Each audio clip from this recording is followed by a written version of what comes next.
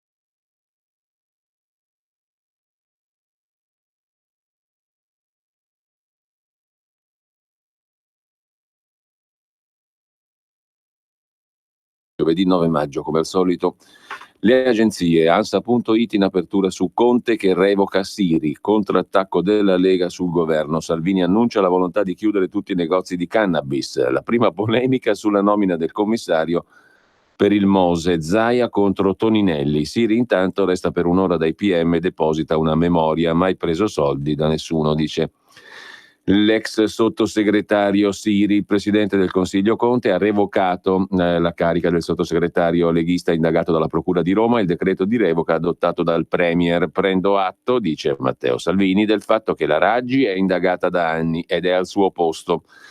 I nostri candidati sono specchiati. Se ci sono colpe di serie A e colpe di serie B, presunti colpevoli di serie A e di serie B, a casa mia se uno vale uno, inchiesta vale inchiesta. Noi abbiamo nessun problema. La questione morale riguarda altri. Mi dispiace che qualcuno si stia sporcando la bocca su Attilio Fontana, dice ancora il segretario della Lega e il vice premier Matteo Salvini. La conferenza stampa di Luigi Di Maio a Palazzo Chigi sull'Ansa in prima pagina e poi la revoca appunto del sottosegretario Siri. Conte rispetta le previsioni, decide di licenziare l'esponente leghista ottenendo la fiducia dei suoi ministri e terminando la riunione senza la conta che avrebbe fotografato la rottura tra la Lega e il capo del governo. La vittoria degli onesti, ha detto Luigi Di Maio. Siri innocente fino a prova contraria, il muro alzato da Matteo Salvini. Il caso non fa che accentuare una tendenza già evidente. Da qui al 26 maggio, scrive l'Ansa, sarà guerra su ogni tema tra 5 Stelle e Lega. Il leader leghista colleziona iniziative e dichiarazioni lontanissime dal tema giustizia e annuncia per esempio la chiusura di tutti i negozi di cannabis e scontro coi 5 Stelle. Non diamo informazioni errate, i cannabis shop non vendono droga, dice la ministra della Sanità, Giulia Grillo. E poi ancora cantieri, flat tax, salario minimo, aiuti alle famiglie, il ring della guerra elettorale è segnato, scrive l'agenzia ANSA in apertura.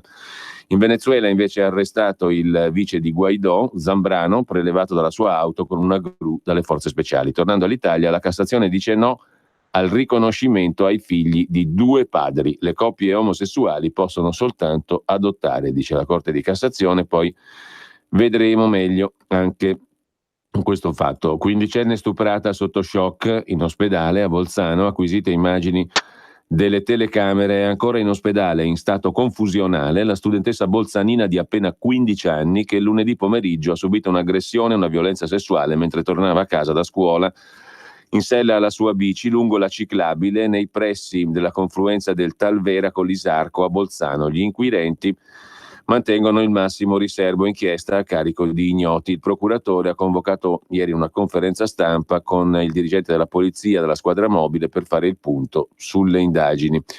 Intanto, sempre dalla prima pagina dell'ANSA, Salone del Libro, la casa editrice Altaforte finisce fuori. Come vedremo, il suo editore non è del tutto scontento, tutta pubblicità. Faremo causa, dice l'editore, richiesta di Comune e Regione agli organizzatori, è una scelta di campo, dicono Regione e Comune e azionisti della Fiera del Libro, del Salone del Libro. Insultata la Raggi, buffona, e lei dice i Rom hanno diritto alla casa. Vergognati, urla contro la prima cittadina di Roma che ha incontrato la famiglia nomade assegnataria dell'alloggio popolare. Siamo spaventati, speriamo di resistere, hanno detto i membri della famiglia Rom. Ma Di Maio è irritato per l'iniziativa della sindaca che protegge i Rom. Per il vice premier prima si aiutano gli italiani, pensa a te, e poi tutti gli altri. Lasciamo con questo l'agenzia ANSA, andiamo all'adnkronos.com. L'apertura di ADN Kronos, adesso lo vediamo, speriamo, è sulla Raggi contestata a Casalbruciato. Buffona, hanno gridato alla sindaca di Roma, che ha incontrato la famiglia Rom dicendo restano lì, dice Raggi, perché ne hanno diritto. La mamma minacciata dice sono svenuta dal terrore. E potere al popolo, dice dai fascisti, pulizia etnica nelle periferie. Furia di Di Maio contro la sindaca, non fa gioco sotto elezioni. Uscire dal sentiero del prima gli italiani. Il Salone del Libro, Altaforte dice la sua, dà spazio a ADN Kronos, non si placa il caso Altaforte dopo l'esclusione dal Salone del Libro di Torino, arrivata con la richiesta del governatore Chiamparino e della sindaca Appendino agli organizzatori del Salone di rescindere il contratto con la casa editrice. L'editore Polacchi, indagato per apologia di fascismo dopo un esposto in procura presentato proprio da Chiamparino e Appendino, fa sapere che alle 10, nel giorno dell'apertura della manifestazione al Lingotto, oggi appunto, si troverà davanti al Salone del Libro per spiegare la posizione di Altaforte in merito agli ultimi fatti. L'editore del Salone della casa editrice, appunto, che Francesco Polacchi, spiegherà stamani alle 10 il suo punto di vista, mentre chiuso per errore, adesso riapriamo la prima pagina dell'ADN Kronos. Dicevamo gli altri titoli. Salvini sulla lotta alla droga, il governo può cadere, scrive ancora ADN Kronos. È una parola peraltro pronunciata, una frase pronunciata a 8:30 dallo stesso vice premier Salvini. Sulla lotta alla droga, sì, il governo può cadere. Tra il fascismo che non c'è e la droga che c'è, preferisco combattere la droga, dice il ministro dell'Interno, che ha ribadito di volere la chiusura dei cannabis shop. Non vendono cannabis? Certo, allora vendono margherite o la torta pasquale di mia nonna, ha ironizzato Salvini in risposta alle affermazioni della collega ministra della Salute Grillo, che gli aveva fatto notare come nei canapa shop non si vende droga, non bisogna dare informazioni sbagliate. Siamo tutti contro la droga, ma basta minacciare il governo, ha detto il vice premier Di Maio. Ogni persona è contro la droga, anche le vittime stesse. La droga non è qualcosa che si muove da sola, la muovono gli spacciatori mossi dalle mafie e dalle organizzazioni criminali. Siamo tutti contro la droga, ma basta minacciare il governo. Da domani, ha annunciato Salvini, darò indicazione a tutti i responsabili di pubblica sicurezza delle forze dell'ordine di andare a controllare uno per uno, con l'obiettivo di chiuderli, tutti i presunti negozi turistici di cannabis, che per quanto mi riguarda vanno sigillati, sono un incentivo all'uso e allo spaccio di sostanze stupefacenti. Ce ne sono più di 1000 al di fuori di ogni regola e di ogni controllo. Identico approccio per tutte le iniziative di feste della cannabis in giro per l'Italia. L'ultimo scempio è avvenuto nella mia Milano. So che ci sono iniziative a Pisa e Torino. Chiederò che siano vietate tutte. Lo Stato spacciatore non è lo Stato di cui faccio il ministro, dice ancora Matteo Salvini, e questo mette in primo piano anche l'agenzia ADN Kronos. E poi l'Italia ha un tesoretto che porterebbe il debito all'83,7%. Par di sapere quale sarebbe questo tesoretto, vediamo un po'. L'Italia ha un tesoro che le consentirebbe di ridurre il livello del debito pubblico del paese dall'attuale 132,6% del PIL all'83,7%. Sarebbe sufficiente riscuotere 871 miliardi di euro di ruoli non incassati, 20 milioni di contribuenti. Secondo gli ultimi dati dell'Agenzia delle Entrate, il bottino si concentra nella fascia di debito oltre i 500.000 euro. Il numero di contribuenti in questo gruppo ammonta allo 0,9% del totale, ma contribuiscono al mancato incasso per il 66,5% del totale. Al lato opposto i piccoli debitori, con ruoli fino a 1.000 euro che rappresentano il 55% dei contribuenti, ma in termini economici arrivano appena all'1,9% del debito complessivo di 871 miliardi. Ma attenzione, tra tutti i debitori in arretrato c'è chi non pagherà mai il debito, chi potrebbe farlo ma è improbabile, chi prima o poi pagherà.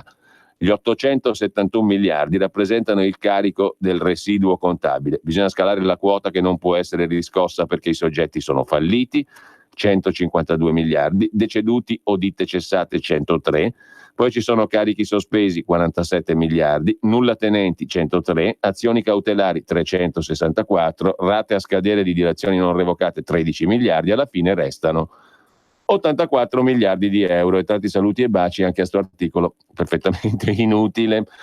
Concludiamo con l'agenzia agi.it.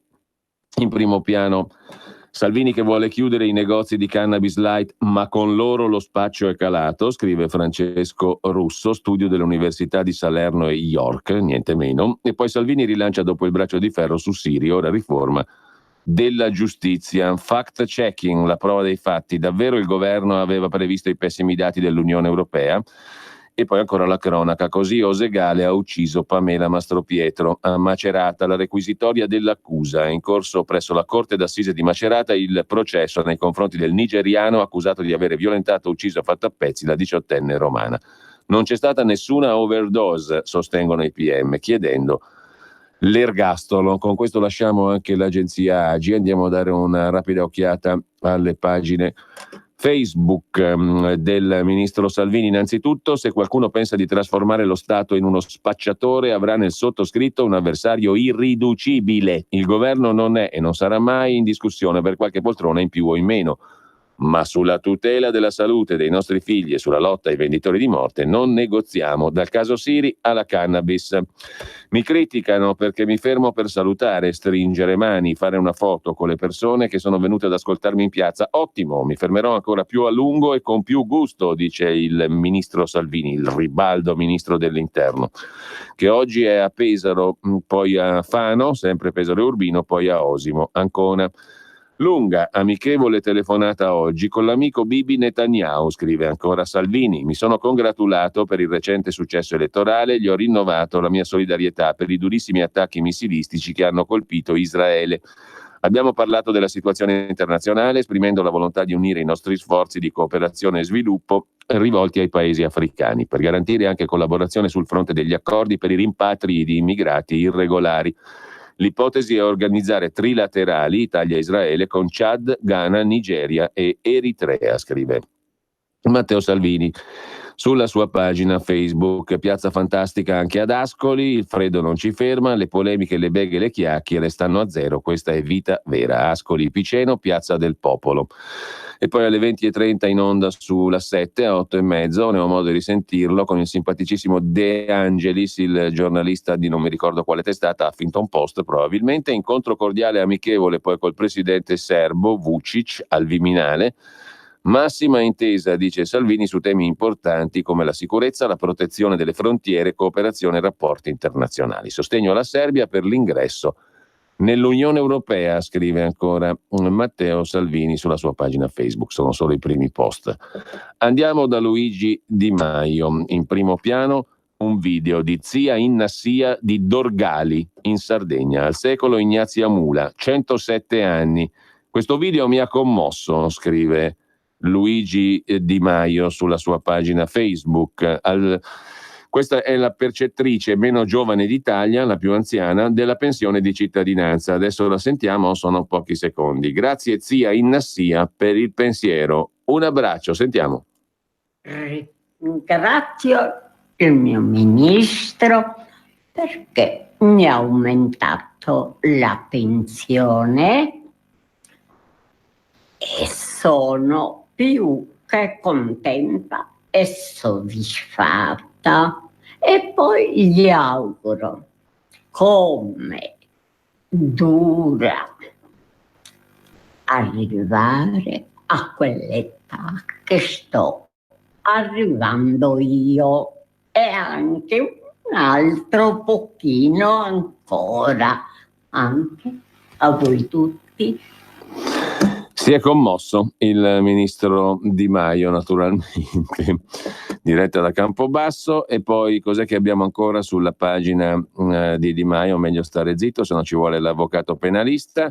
Siamo in diretta da Campobasso, alle 16 a Palermo, Castelvetrano, eccetera, eccetera, soprattutto eccetera. Intanto andiamo a sto punto a dare un'occhiata alle prime pagine dei quotidiani cartacei. Che bella roba frusciante di oggi. Siri via, la Lega non rompe, è il titolo d'apertura del Corriere della Sera. Di Maio accusa Raggi per l'incontro con i Rom e il Papa invita la famiglia e si candida al sindaco di Roma. Conte firma il decreto di revoca. Inchiesta sulla Lombardia, i PM dicono c'era un suggeritore delle nomine. A centro pagina l'altro bel capitolo, l'editore di Casa Pound fuori dal Salone del Libro.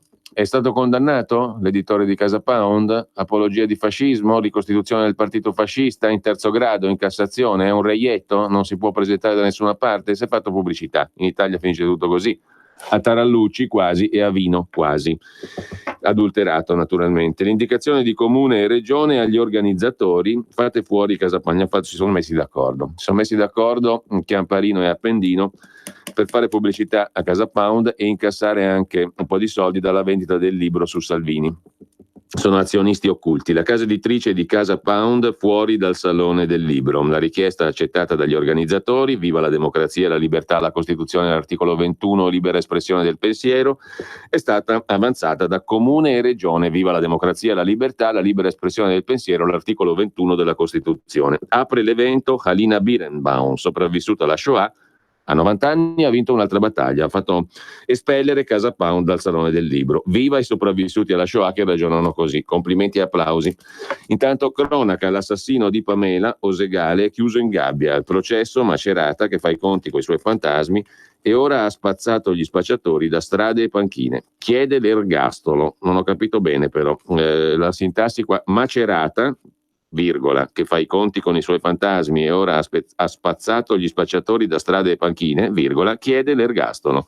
Cioè la città di Macerata chiede l'ergastolo. Scrive Goffredo Buccini. Detto ciò, lasciamo il primo piano del Corriere della Sera con questi due titoli principali, eccezione fatta per Meghan e Harry, ieri con in braccio il piccolo Archie. Il piccolo Archie Harrison, il baby Sussex, prima uscita per il Royal Baby nel Regno Unito, Archie in braccio a papà Harry, molto bello. Detto ciò, dicevamo, andiamo al primo piano del Corriere della Sera, dove Conte firma e licenzia Siri. Di Maio si prende tutta la scena. Vai Gigino. Salvini promette però non ci sarà la crisi. Il sottosegretario presenta una memoria ai pubblici ministeri. Il caso Siri non si è chiuso formalmente ieri. Al termine della riunione del Consiglio dei Ministri, un'altra interlocuzione con il Quirinale. Perché?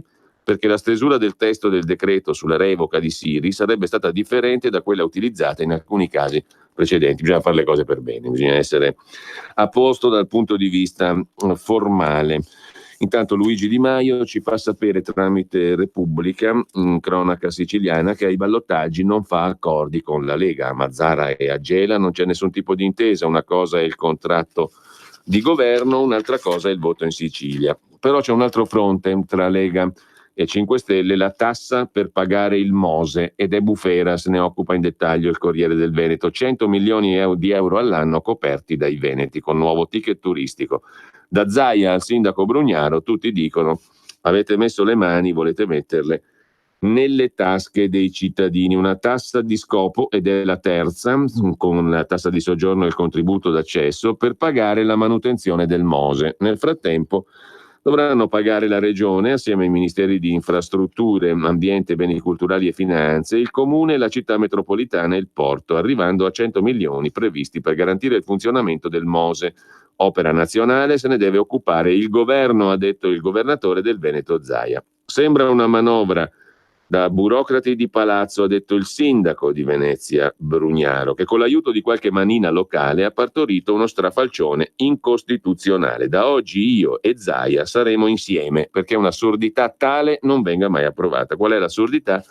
L'emendamento del Ministero delle Infrastrutture Toninelli sul Mose, che deflagra in laguna poche ore dopo la diffusione. Tra le novità c'è anche la società di gestione delle dighe mobili, ma il testo finale fa infuriare tutti, a partire da Regione Veneto, Comune, Città Metropolitana.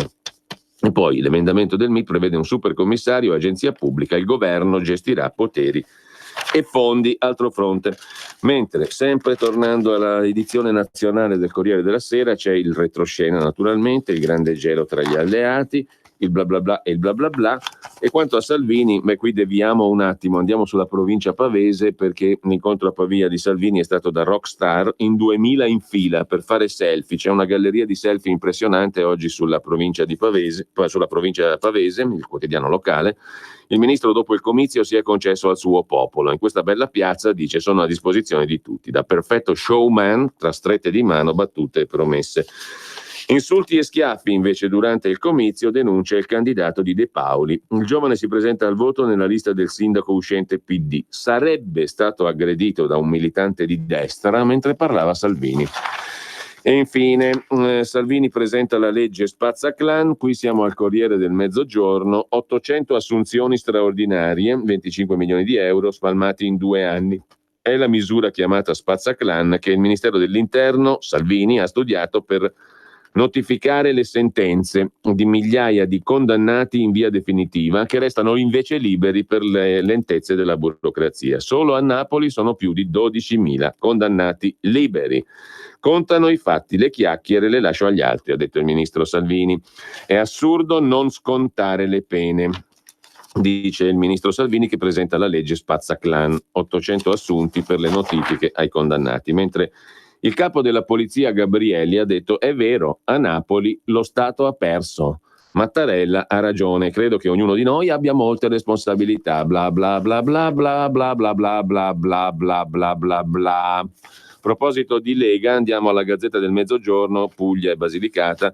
C'è un assessore regionale, Leo Di Gioia, della Giunta Emiliano, che è diventato leghista. Dice che bisogna votare Lega al prossimo giro. Emiliano non lo licenzia, il quasi leghista Di Gioia. C'è un caso di Gioia in regione Puglia, ma la soluzione non è al momento il suo dimissionamento dalla Giunta Emiliano, nella quale è assessore all'agricoltura. Votate Lega, dice l'assessore della regione Puglia del PD. Mentre Salvini inciampa, secondo Monica Guerzoni, e attende le europee, inciampa su Siri. Rinviata la resa dei conti, l'avversario ora è il Premier, il leader rilancia su tutto e Borghi, dice l'Armando, difeso finché si poteva. La Repubblica Democratica Italiana, fondata sulla magistratura, fa un passo in più. I sottosegretari li dimette la magistratura. Tra le tante voci maliziose che corrono, scrive il Corriere, una dice che i 5 Stelle, in cambio della testa di Siri, si siano impegnati a finirla qui, cioè a smetterla di diffondere sospetti sui rapporti tra i vertici della Lega e la famiglia Arata.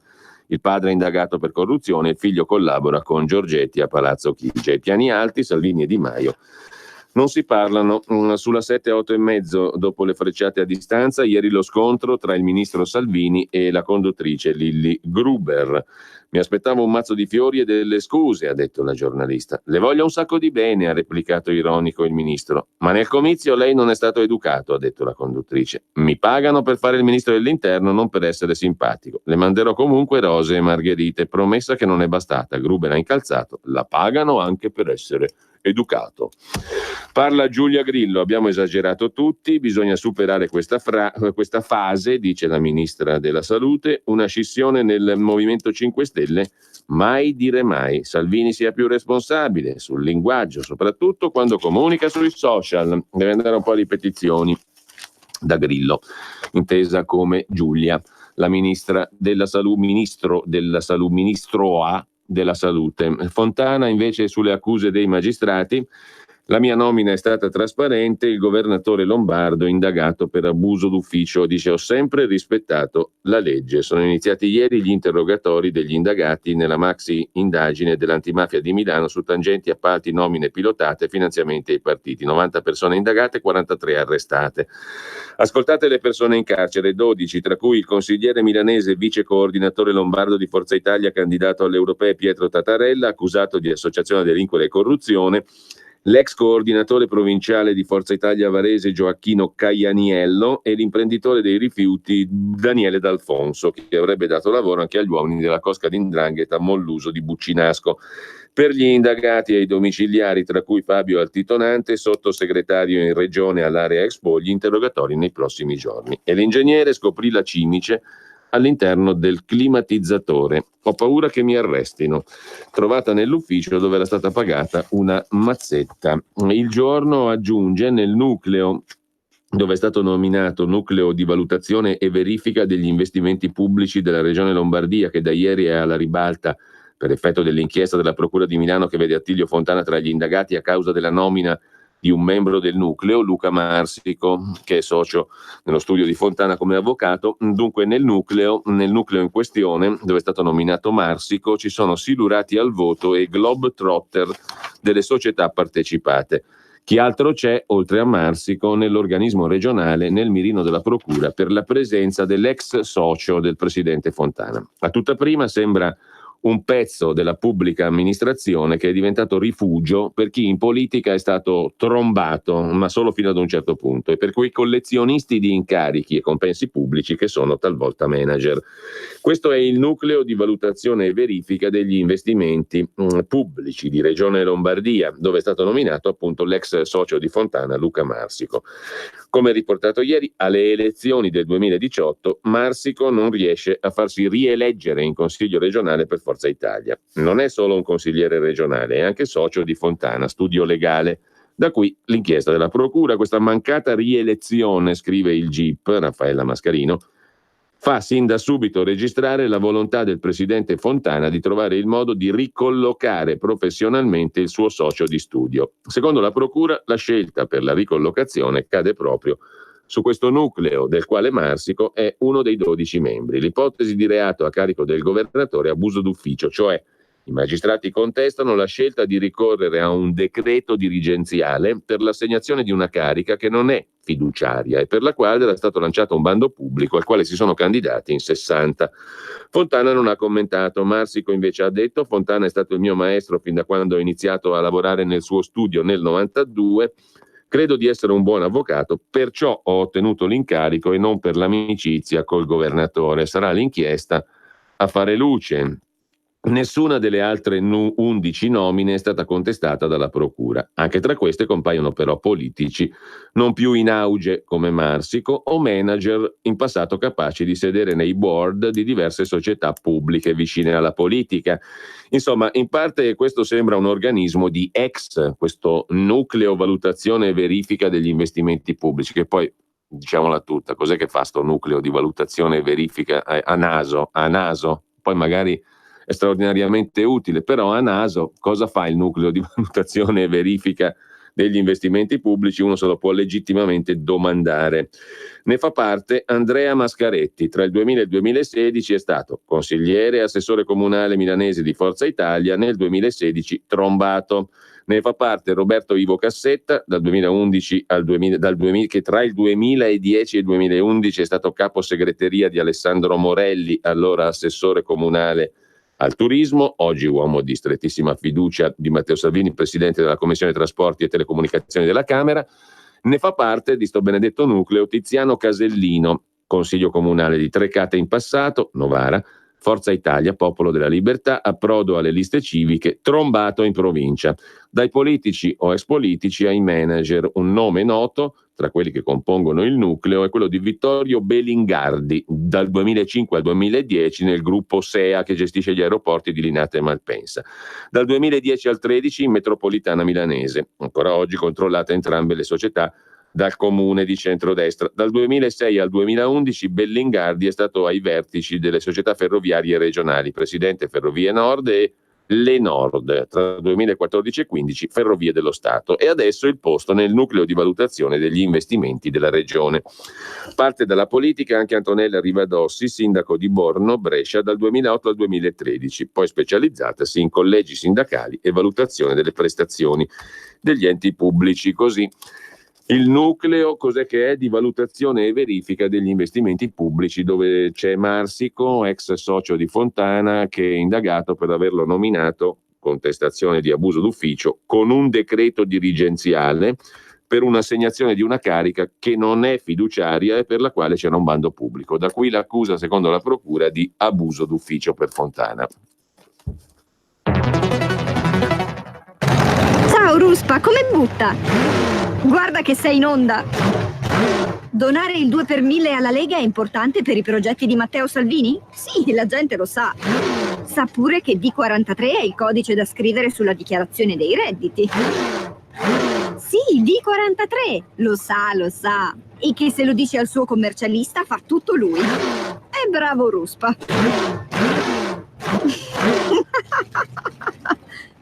D43 è una sigla importante. Serve a dare più forza ai progetti che Matteo Salvini vuole realizzare. Quest'anno il 2 per 1000 donalo alla Lega di Matteo Salvini. Dillo al tuo commercialista. Donare il 2 per 1000 alla Lega è un'ottima azione. www.2per1000lega.it. Messaggio per tutti gli imprenditori, gli artigiani, i commercianti, i liberi professionisti. Hai un'attività? Dei prodotti da promuovere? Prova la pubblicità sulla nostra radio. Radio Padania ha preparato per te una grande promozione per aiutarti a sostenere la tua attività a tariffe davvero straordinarie. Informati, vedrai che si può fare. Mandaci una mail all'indirizzo spot@radiopadania.net. Con Radio Padania si può fare. Allora, secondo l'ANSA, scrive ancora Il Giorno, oltre alla vicenda del nucleo di valutazione spesa pubblica, potrebbe aprirsi un altro fronte su una consulenza da 8.000 euro data sempre all'ex socio di Fontana Marsico dal servizio di internal audit delle Ferrovie Nord Milano, presieduta dall'ex deputato leghista Andrea Gibelli. Intanto Fontana prende atto dell'invito a comparire della procura, si dice rasserenato che non sia stata accertata alcuna violazione della procedura di nomina all'attenzione dei magistrati e che tale contestazione nulla ha a che vedere con fenomeni di corruzione. Si è trattato di procedura trasparente, tracciabile. Quanto all'imparzialità, è stato garantito l'interesse della pubblica amministrazione scegliendo un professionista dotato di capacità e competenze per quel ruolo. Risponderò puntualmente e serenamente alle domande dei PM. Per tutta la vita, dice Fontana, mi sono ispirato ai principi di trasparenza e onestà nell'assoluto rispetto della legge. Per 40 anni ho svolto l'attività di avvocato, per 25 nella vita pubblica, sindaco, presidente del Parlamento lombardo e ora della regione, sempre attento alle istituzioni. Anche in questo mio primo anno da governatore, trasparenza e contrasto alla corruzione sono state priorità. Chiunque sia in buona fede lo può confermare al di là delle diverse posizioni politiche, come ha detto anche Sala, giusto appunto il sindaco di Milano, che ha parlato di specchiata onestà del presidente Fontana. Dall'opposizione al Pirellone non arrivano richieste di dimissioni del governatore, ma di risposte politiche, per esempio sui forzisti arrestati, il sottosegretario altitonante, collaboratore negli uffici di giunta. Sarebbe gravissimo, dice il PD se avessero usato il loro ruolo in regione per portare a compimento condotte illecite. Con ciò lasciamo il Giorno. Da Repubblica invece, finita nell'inchiesta anche l'AMSA, l'azienda di smaltimento dei rifiuti di Milano, appalti sospetti, infiltrazioni, la solita 'ndrangheta. La Ecol Service di uno degli indagati principali, l'imprenditore D'Alfonso, il Giano Bifronte che aveva rapporti con Forza Italia da una parte e con l''ndrangheta dall'altra. La Ecol Service favorita dai funzionari a libro paga nelle gare per aree e cani, rifiuti pericolosi, spazzamento della neve, le intercettazioni e il patto con l''ndrangheta. Ci hanno detto che siamo i più attenzionati, abbiamo degli amici. E devono essere amici, scrive Repubblica, assai fidati, quelli di Daniele D'Alfonso. Il 7 ottobre del 2018 rivela i suoi timori così a Giuseppe Molluso, figlio del boss Giosafatto Molluso, platiota doc di Buccinasco, condannato nell'indagine Infinito 9 anni fa. Devono essere dunque amici molto fidati quelli di Danielino D'Alfonso, che appunto rivela i suoi timori al figlio del boss. Il rampante imprenditore milanese, che colloquia con il figlio del boss, sa che i suoi legami con una famiglia di 'ndrangheta di quel calibro possono essere pericolosi e si irrigidisce quando il rampollo dello 'ndranghetista gli propone di andare a parlare d'affari da papà Jesu, cioè Giosafatto, o il geometra come lo chiama. Dice il Molluso figlio: il mio geometra mi ha chiesto qualche sera quando vuoi passare di là a casa che ci beviamo qualcosa. L'imprenditore D'Alfonso: passare da casa non possiamo passare, lo sai? No, a casa di mio padre puoi, dice il Molluso Junior. Possiamo passare? Risponde l'imprenditore. Abbiamo satellitari dappertutto, telefoni, ci hanno detto che siamo i più attenzionati, abbiamo degli amici che ci hanno detto praticamente che stanno ancora indagando. Chi sia la talpa non lo svela, così come buona parte dei traffici criminali dei Molluso che non figurano indagati, nonostante il legame d'acciaio con la famiglia di D'Alfonso, perché c'è anche il padre Giovanni a fare da garante a un antico accordo tra uomini, non ragazzini, si dice nelle intercettazioni, e si oppone al licenziamento del riottoso Alessandro Molluso, cugino di Giuseppe, eccetera. Insomma, un bell'ambientino. Mentre sempre su Repubblica, in cronaca milanese, c'è l'intervista a Marco Dettori dell'Associazione Costruttori, presidente di Assimpredil ANCE. La morsa della burocrazia aumenta il rischio di corruzione e malaffare. La commistione di interessi tra clan e imprenditori, siamo a Milano, è un costume che non si è riusciti a modificare. Mortacci. Nessun governo osa affrontare la riorganizzazione delle stazioni appaltanti, che sono 32.000, un'enormità. È vitale per noi e per il Paese superare la situazione per cui decine di miliardi di investimenti restano bloccati.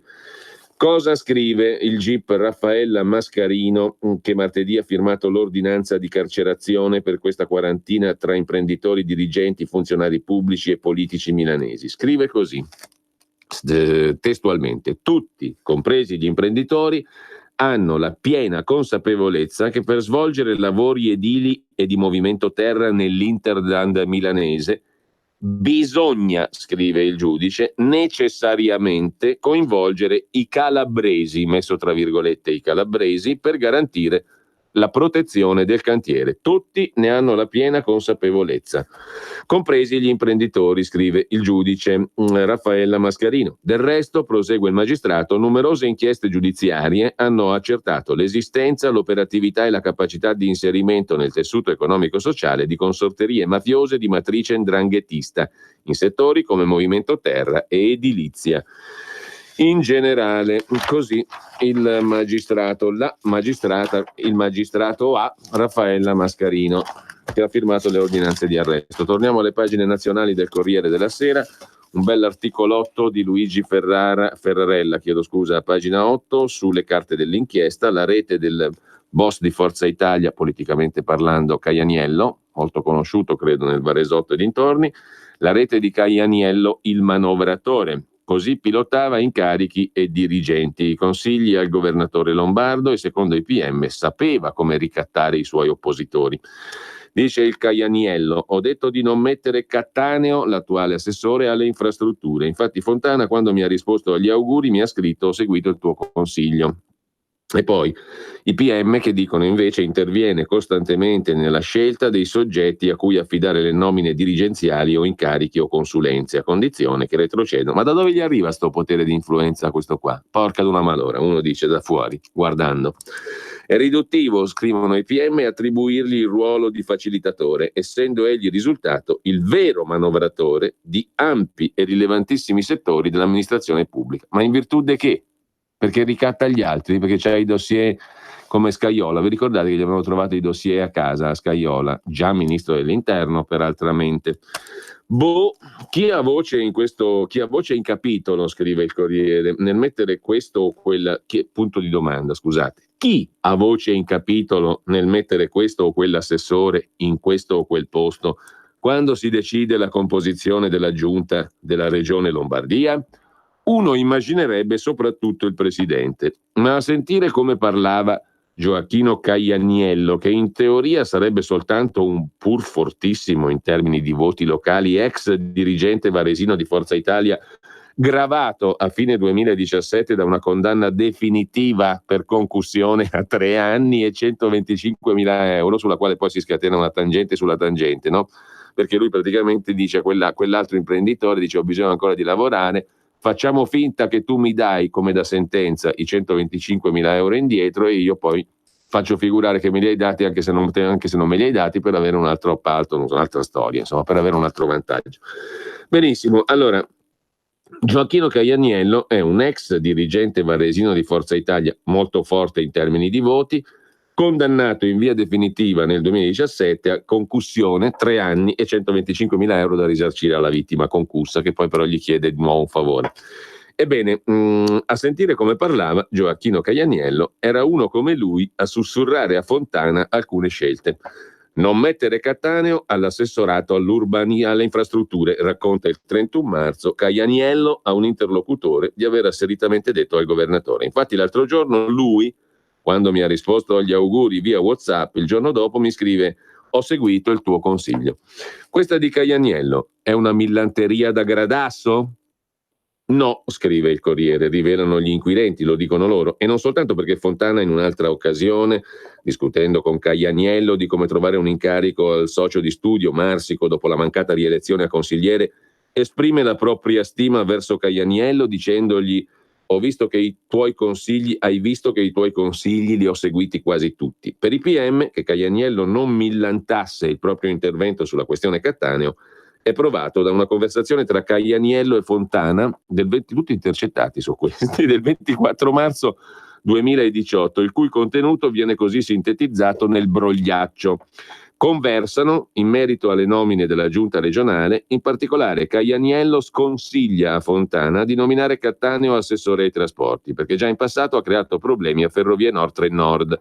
Ciò sarebbe sconveniente, quindi gli dice che secondo lui potrebbe essere collocato altrove. Per la cronaca, scrive il Corriere, alla fine Raffaele Cattaneo verrà davvero nominato non alle infrastrutture ma a un altro assessorato, l'ambiente. Di per sé non è certo una circostanza illecita né necessariamente determinata dal suggerimento di Caianiello, ma per i magistrati questo è uno dei tanti segnali di quanto Caianiello avesse nella politica lombarda un'influenza incomparabilmente superiore al suo ruolo formalmente inesistente, perché non aveva ruolo pubblico, a dispetto del quale sarebbe dunque riduttivo attribuirgli il ruolo di facilitatore. Scrivono i PM, lui è il vero, unico manovratore di rilevantissimi settori dell'amministrazione pubblica nell'intera provincia di Varese e in regione Lombardia. Insomma, un amministratore pubblico di fatto.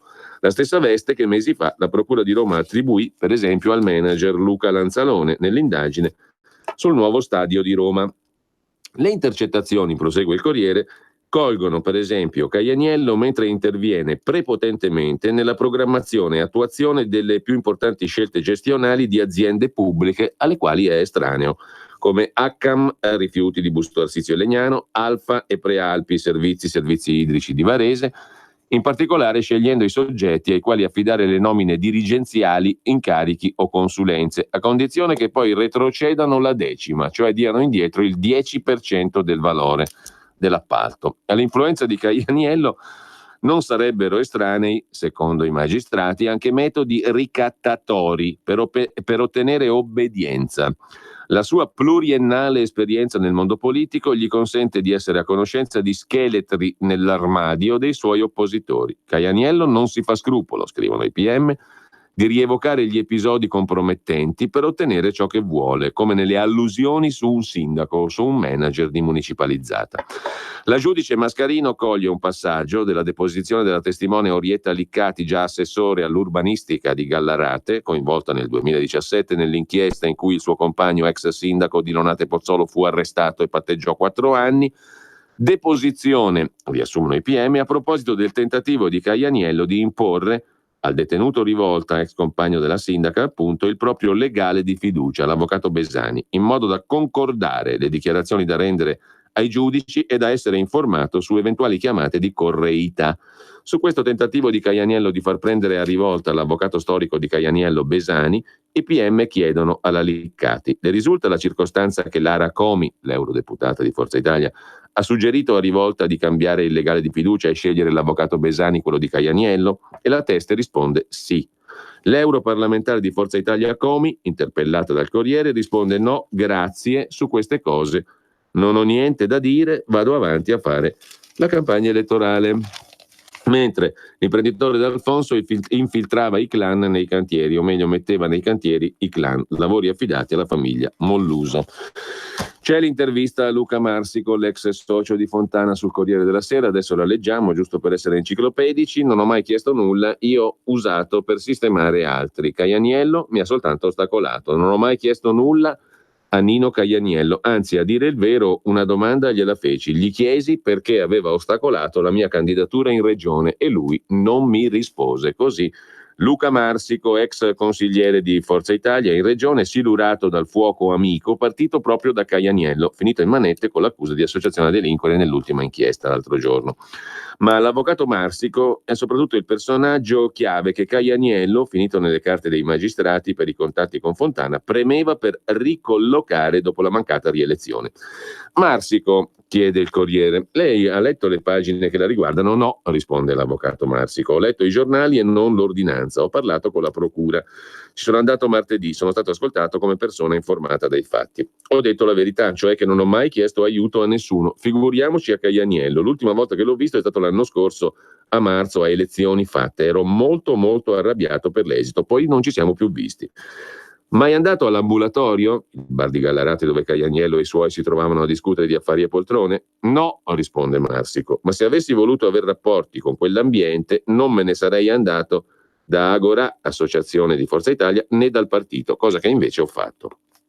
Perché questo interessamento particolare da parte del RAS Caianiello per trovarle una sistemazione dopo il voto, che secondo i magistrati integra il reato di istigazione alla corruzione? Beh, dice Marsico, credo che questo andrebbe chiesto a Caianiello. L'idea che mi sono fatto è di essere stato usato come pretesto per sistemare altri. Io vivo del mio lavoro.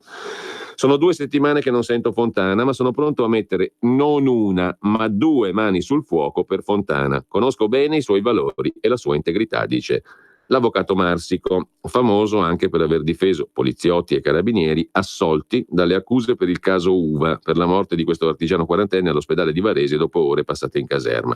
Marsico è stato socio di Attilio Fontana, che ora ha ceduto le quote dello studio legale di Varese alla figlia per incompatibilità con la carica di governatore. Attualmente, oltre alla sua attività professionale, è anche componente esterno nel nucleo di valutazione degli investimenti pubblici della regione. Stiamo parlando di un compenso di 11.500 euro all'anno, gettone di presenza 185 euro a seduta, nominato con delibera di giunta regionale il 24 ottobre. La nomina, ho semplicemente inviato una richiesta alla regione via PEC, nella quale specificavo il mio curriculum, valutato poi con un'istruttoria dalla direzione centrale bilancio e finanza. Dalla delibera si evince, conclude Marsico, che sono state esaminate parecchie candidature, una 60 per ciascuno dei profili. Si tratta di un ente di natura tecnica che elabora pareri sugli investimenti regionali, composto da 12 professionisti, ne fanno parte geologi, ingegneri, commercialisti, esperti di diritto come me. Così il Corriere della Sera, mentre sempre dal Corriere della Sera andiamo adesso veloci, la questione dei Rom a Roma, Raggi va a casa dei Rom a proteggerli e fa arrabbiare Di Maio. La sindaca contestata a Castelbruciato però dice hanno diritto all'alloggio e il Papa, candidato sindaco a Roma al prossimo giro appunto, invita la famiglia. Gli Omerovic hanno paura e noi con loro naturalmente, ma il movimento si spacca per l'uscita di Di Maio contro la sindaca. C'è la parte di sinistra dei 5 Stelle che simpatizza con la sindaca di Roma, Raggi, e c'è la parte di destra che simpatizza con Di Maio, che fa finta di essere sia di sinistra che di destra.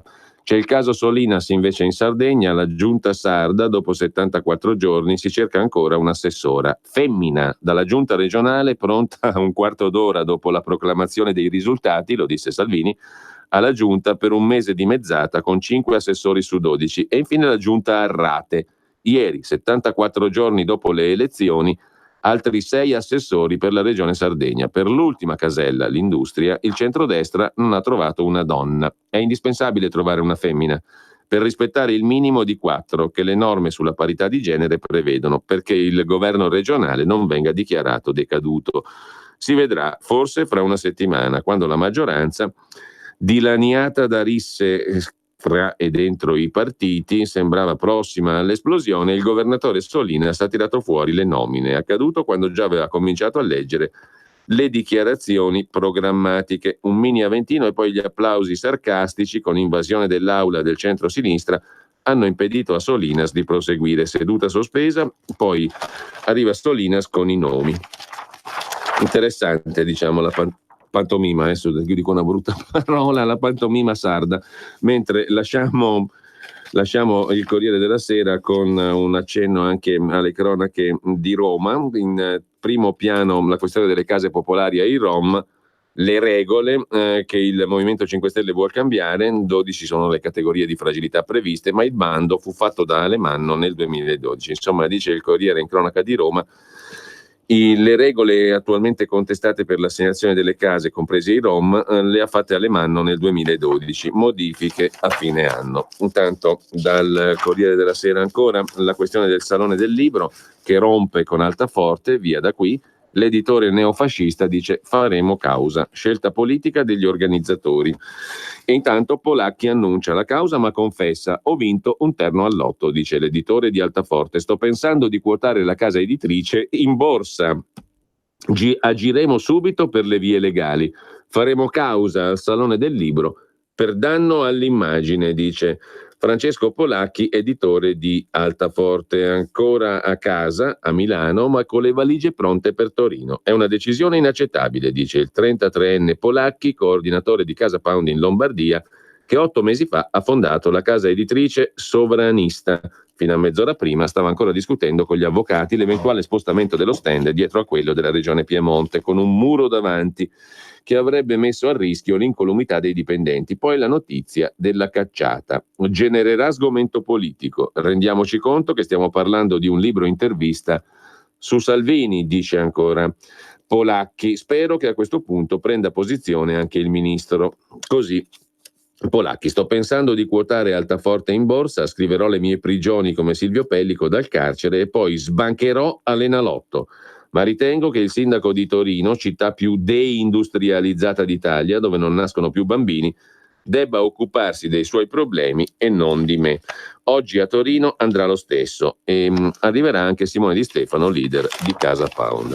Casa Pound peraltro stava riorganizzando a Bari il partito fascista e la Cassazione ha confermato il sequestro della sede, scrive oggi Repubblica, dopo l'aggressione squadrista a settembre. Chiuse le indagini, in 28 andranno a processo. A Bari si stava riorganizzando il partito fascista e il fulcro di questo tentativo antidemocratico era la sede di Casa Pound in via Eritrea. La Cassazione va giù pesante con 2 provvedimenti che bloccano ogni velleità di recuperare spazio fisico e politico in città da parte di Casa Pound. Conferma del sequestro della sede a Bari decisa dalla Corte di Cassazione. Così il quotidiano La Repubblica. Noi torniamo brevemente ancora al quotidiano, invece al Corriere della Sera in edizione nazionale. La pagina degli esteri si apre su Asia Bibi, libera e lontana dal Pakistan. La cristiana salvata dalla pena di morte avrebbe raggiunto le figlie in Canada. Si lotta per un'altra donna in cella, Shagufta Kausar. 45 anni, anche lei e il marito sono condannati a morte per blasfemia in Pakistan. E sempre dal Corriere della Sera, siamo rapidi, Un altro caso di cronaca, sfregia l'ex con l'acido, 800 telefonate in un solo giorno, lui l'aveva già denunciata, il tutto è accaduto a Legnano. Una 38enne, Sara Antonella Del Mastro, ha rovesciato addosso all'ex fidanzato un bicchiere pieno di acido, sfigurandogli il volto, gravi ustioni e rischio di perdere un occhio. Dopo averlo raggiunto sotto casa, la donna avrebbe finto di volergli chiedere scusa, lo ha invitato ad avvicinarsi alla macchina. Quando lui si è chinato sul finestrino, gli ha lanciato contro l'acido. La fine della relazione, durata appena un mese, non era stata accettata dalla donna. Dopo diverse minacce, lui l'aveva denunciata per stalking. È stata arrestata e portata in carcere a San Vittore. E di recente era stata avvicinata da un'inviata della trasmissione Le Iene, chiamata dal fratello gemello dell'aggredito. Lei alle Iene ammetteva le persecuzioni e diceva: mi farò curare. Il servizio pronto ieri è stato rinviato, mentre l'altra vicenda è quella relativa all'assassinio di Pamela Mastropietro il 31 gennaio del 2018. I PM accusano lo spacciatore nigeriano Vincent Osegale di omicidio volontario aggravato, violenza sessuale, vilipendio e distruzione di cadavere. Il GUP aveva respinto la richiesta di rito abbreviato. Osegale ha affermato di essere venuto a contatto con Pamela in modo occasionale e di aver avuto un rapporto con lei il 30 gennaio dopo una dose di eroina. Secondo la procura, invece, Pamela sarebbe stata uccisa dopo lo stupro con coltellate al fegato. Lo strazio della donna in aula. La mamma di Pamela davanti a Osegale: alla sbarra dovevano essere in tanti, ha detto la donna. Gli spacciatori intanto sono spariti dalle strade, scrive il Corriere della Sera. Andiamo alle pagine ancora di cronaca. Qui vi segnalo un pezzo dedicato al figlio di un boss dell''ndrangheta, D'Agostino, il figlio del boss D'Agostino, l'incontro pubblico del Corriere con Giosuè D'Agostino, figlio del boss ucciso in una faida negli anni '80. Lasciare l''ndrangheta è possibile, io l'ho fatto, ho ritrovato il senso della vita, abbandonare la propria famiglia di 'ndrangheta, tirarsi fuori dal crimine si può. Ci sono riuscito a 18 anni dopo un percorso intrapreso in carcere, dice Giosuè D'Agostino, oggi 48enne. Chiudiamo dal Corriere della Sera con una ultima segnalazione dalla pagina economica. Vislab, l'auto che si guida da sola, i primi test sulle strade di Parma. L'azienda emiliana Vislab di Alberto Broggi, docente dell'Università di Parma, ha già fatto viaggiare da soli 4 furgoni fino in Cina con i suoi chip. C'è un pezzo d'Italia che è 10 anni avanti a tutti. Il Ministero delle Infrastrutture lo riconosce autorizzando il via libera alle prime sperimentazioni su strada in Italia di auto senza conducente. L'azienda si chiama Vislab ed è uno spin-off dell'Università di Parma. Appena 2 anni fa acquisita dalla californiana Ambarella con 30 milioni di euro per accaparrarsi questa idea di laboratorio di visione artificiale funzionale allo sviluppo dell'auto a guida autonoma. Una storia interessante. Mentre in tema di economia il Tempo di Roma parla dell'effetto della fattura elettronica, lo Stato prende più IVA. I dati del Ministero dell'Economia confermano il recupero di evasione dell'imposta. Nei primi 3 mesi il gettito fa quasi più 5% per l'avvio della contabilità telematica. La traccia elettronica degli scambi ha ridotto l'imponibile ora nascosto, scrive ancora il Tempo di Roma. Dal Corriere della Sera passiamo al Tempo, giusto appunto anche per un'altra notizia. In Italia no a bambini con 2 papà, ha detto la Cassazione. Niente trascrizione della decisione dell'Ontario, Canada, sulla genitorialità. Va tutelata, dice la Cassazione, la dignità umana della gestante e l'adozione. Riconosciuto il padre biologico come genitore, ma non il compagno. Gli omosessuali protestano, negano un riconoscimento ai minorenni coinvolti. Comunque, nessuna possibilità di mettere in discussione il no alla cosiddetta maternità surrogata, che si realizza prendendo in affitto ovociti e utero di una donna che cresce in grembo e partorisce un bambino che dichiara di non considerare come proprio figlio. La Cassazione ha dunque respinto la domanda di una coppia omosessuale al comune di Trento, finalizzata a veder registrata la paternità rispetto a 2 bambini nati in Canada grazie a maternità surrogata non solo del padre biologico che ha donato gli spermatozoi, ma anche del suo compagno, che coi bambini ha un legame soltanto affettivo. I 2 omosessuali uniti in matrimonio in Canada hanno presentato al comune di Trento il provvedimento con cui i giudici canadesi hanno accertato il rapporto di genitorialità tra il padre putativo e i 2 bambini. La documentazione non è stata accettata dalla Cassazione. I giudici di Cassazione sulla linea del sindaco di Trento e del Ministero dell'Interno, hanno ritenuto fondamentale il divieto della surrogazione di maternità, fissato in Italia dalla legge 40 del 2004, perché si pone a difesa di principi fondamentali come la dignità umana della gestante e l'istituto dell'adozione. Contro l'utero in affitto, battaglie decise, dice Carlo Costalli, presidente del Movimento Cristiano Lavoratori, soddisfatto per la scelta di Cassazione. La Stampa di Torino dedica una pagina a questa questione: registrare altri bimbi con due padri dopo la Cassazione sarà impossibile. L'amministrazione Appendino è stata pioniera con una svolta sui diritti. A Torino sono almeno 50 gli atti di nascita di figli di coppie omosessuali. L'assessore alle famiglie della città di Torino, Marco Giusta, dice deve essere riformato il diritto di famiglia e le adozioni in casi particolari rese più facili e veloci. Però in tal modo i casi particolari diventano la norma, altro che casi particolari. Mentre la Chiara Foglietta, consigliera comunale del PD, la prima donna con la compagna a registrare il proprio bimbo, dice è una sentenza vecchia, prevale il bene del bambino. Con ciò lasciamo anche la Stampa, andiamo in pausa e poi vediamo velocemente gli altri giornali, perché abbiamo speso molto sul Corriere di oggi, ma giusto per dare una vetrina di approfondimento ad alcuni fatti principali. Adesso vediamo gli altri punti di vista.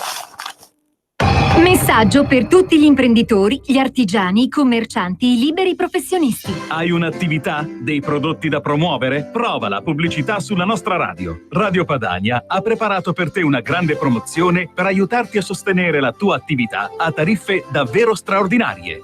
Informati, vedrai che si può fare. Mandaci una mail all'indirizzo spot@radiopadania.net. Con Radio Padania si può fare.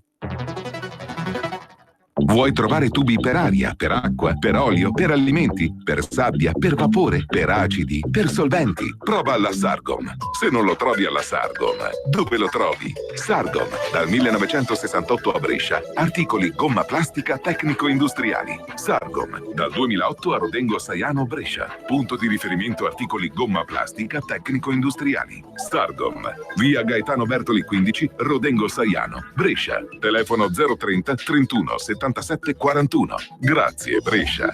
Da Sargom. Per la tua pubblicità su Radio Padania Libera, scrivi a spot@radiopadania.net. Ed ora che tempo farà? Le previsioni meteo. A tutti buongiorno dal Centro Geofisico Prealpino di Campo dei Fiori. Nuvolosità residua questa mattina e ultime piogge sulla Lombardia Est, poi asciutto con ampie schiarite su tutta la regione. Venerdì generalmente sereno o poco nuvoloso, asciutto. Temperature in sensibile aumento con clima molto mite e massime vicine ai 25 gradi. Sabato generale aumento della copertura nuvolosa, asciutto al mattino, poi rovesci e temporali. In serata già nella notte già asciutto. Domenica nuvole e residui rovesci a est, via via soleggiato e ventoso con favoni a tratti fino in pianura. Lunedì soleggiato e asciutto con vento da nord in graduale attenuazione. Con questo è tutto, vi saluto e vi auguro buona giornata. Avete ascoltato Che tempo farà? Le previsioni meteo. Torniamo ai quotidiani di oggi, dicevamo, con per esempio la prima pagina della Verità, con l'argomento d'apertura dedicato alla questione giudiziaria. 2 mazzette, 2 misure, scrive Maurizio Belpietro. Scandalo per le tangenti lombarde. Su quelle calabresi soltanto il silenzio, scrive appunto il direttore della Verità. Paginate peraltro giuste sull'inchiesta milanese, dove il governatore Fontana è indagato per abuso d'ufficio. Soltanto per abuso d'ufficio. Il collega di Catanzaro Oliverio, il presidente PD della giunta calabrese, il presidente Oliverio deve rispondere di corruzione, ma sui giornali si fatica a trovarne traccia. Il perché è presto detto, perché il razzismo è tale per cui si dà per scontato che in Calabria certe cose succedano, no? È evidente che è così, caro Maurizio Belpietro. Come fai a non saperlo? Se i giudici toccano il PD, scende il silenzio, scrive Belpietro. Gli arresti di Milano hanno ottenuto prime pagine, fiumi di inchiostro, mentre l'inchiesta sul governatore calabrese Oliverio del PD è stata confinata nei box. Stessa sorte per la sentenza contro la renziana Barraccio. Non parliamo poi di Umbria, di Marini, della giunta Marini. Le tangenti hanno 2 pesi e 2 misure, scrive il direttore della Verità. Poi in primo piano un altro titolo su chi non paga, pignorato lo yacht di uno dei figli di De Benedetti. Di spalla ancora c'è il pezzo di Marcello Veneziani sul Salone del Libro, folle equazione a Torino: se sei di destra sei un nazista direttamente. Gli antifascisti creano nemici per proprietà transitiva. L'attacco all'avversario politico si basa sempre sulla stessa logica. Se sei ritenuto di destra, allora sei colluso con gli estremisti e da conservatore diventi subito nazista. Io sono escluso da anni, sono fuori salone. Se gli inviti ricevuti ti allietano, gli inviti negati ti onorano. Comunque ammetto, non ne soffro la mancanza. Puoi essere alla 4ª generazione, ma se ti chiami Mussolini sei contaminato, di stirpe maledetta, colpevole per ragioni di sangue. A centropagina la Cassazione che stoppa l'utero in affitto, una sentenza cruciale, scrive La Verità. I bambini presi all'estero con maternità surrogata, cioè comprando l'utero, non possono chiamarsi figli. Intanto Conte fa fuori Siri, lui si difende, l'eolico lo volevano i grillini, scrive Giacomo Amadori. Della 15enne stuprata a Bolzano in pieno giorno si cercano 2 africani, si occupa Francesco Borgonovo. E infine Salvini giura, battaglia sulla droga, chiuderemo i negozi di cannabis light. Intanto a pagina 2 della Verità, un uomo lega Consip e l'inchiesta sugli appalti calabresi, indagato insieme al governatore del PD Oliverio anche un certo Borgia, il quale fu fotografato con Russo, faccendiere vicino a Babbo Renzi. La questione è assai interessante, la racconta con la solita dovizia di particolari l'ottimo cronista giudiziario Fabio Amendolara, pagina 2 del del quotidiano La Verità di oggi. Un uomo lega la vicenda Consip e l'inchiesta sugli appalti calabresi. È questo personaggio che è indagato con il governatore del PD calabro Oliverio. Fu fotografato con Russo, che era il faccendiere Carlo Russo, vicino a papà Renzi. Questo personaggio si chiama Rocco Borgia. Questa storia interessante e non raccontata da alcuno la trovate a pagina 2 della Verità di oggi, mentre a pagina 4 c'è il caso Siri. Conte ha mandato a casa Siri e Lega e 5 Stelle passano ad altre liti. L'alleanza per il momento regge, ma il prossimo terreno di scontro sono le autonomie regionali. E intanto Di Maio propone uno scambio, il salario minimo per la flat tax. I grillini pianificano un compromesso. L'ex sottosegretario Siri dice: non ho preso soldi, l'eolico lo volevano quelli del Movimento 5 Stelle.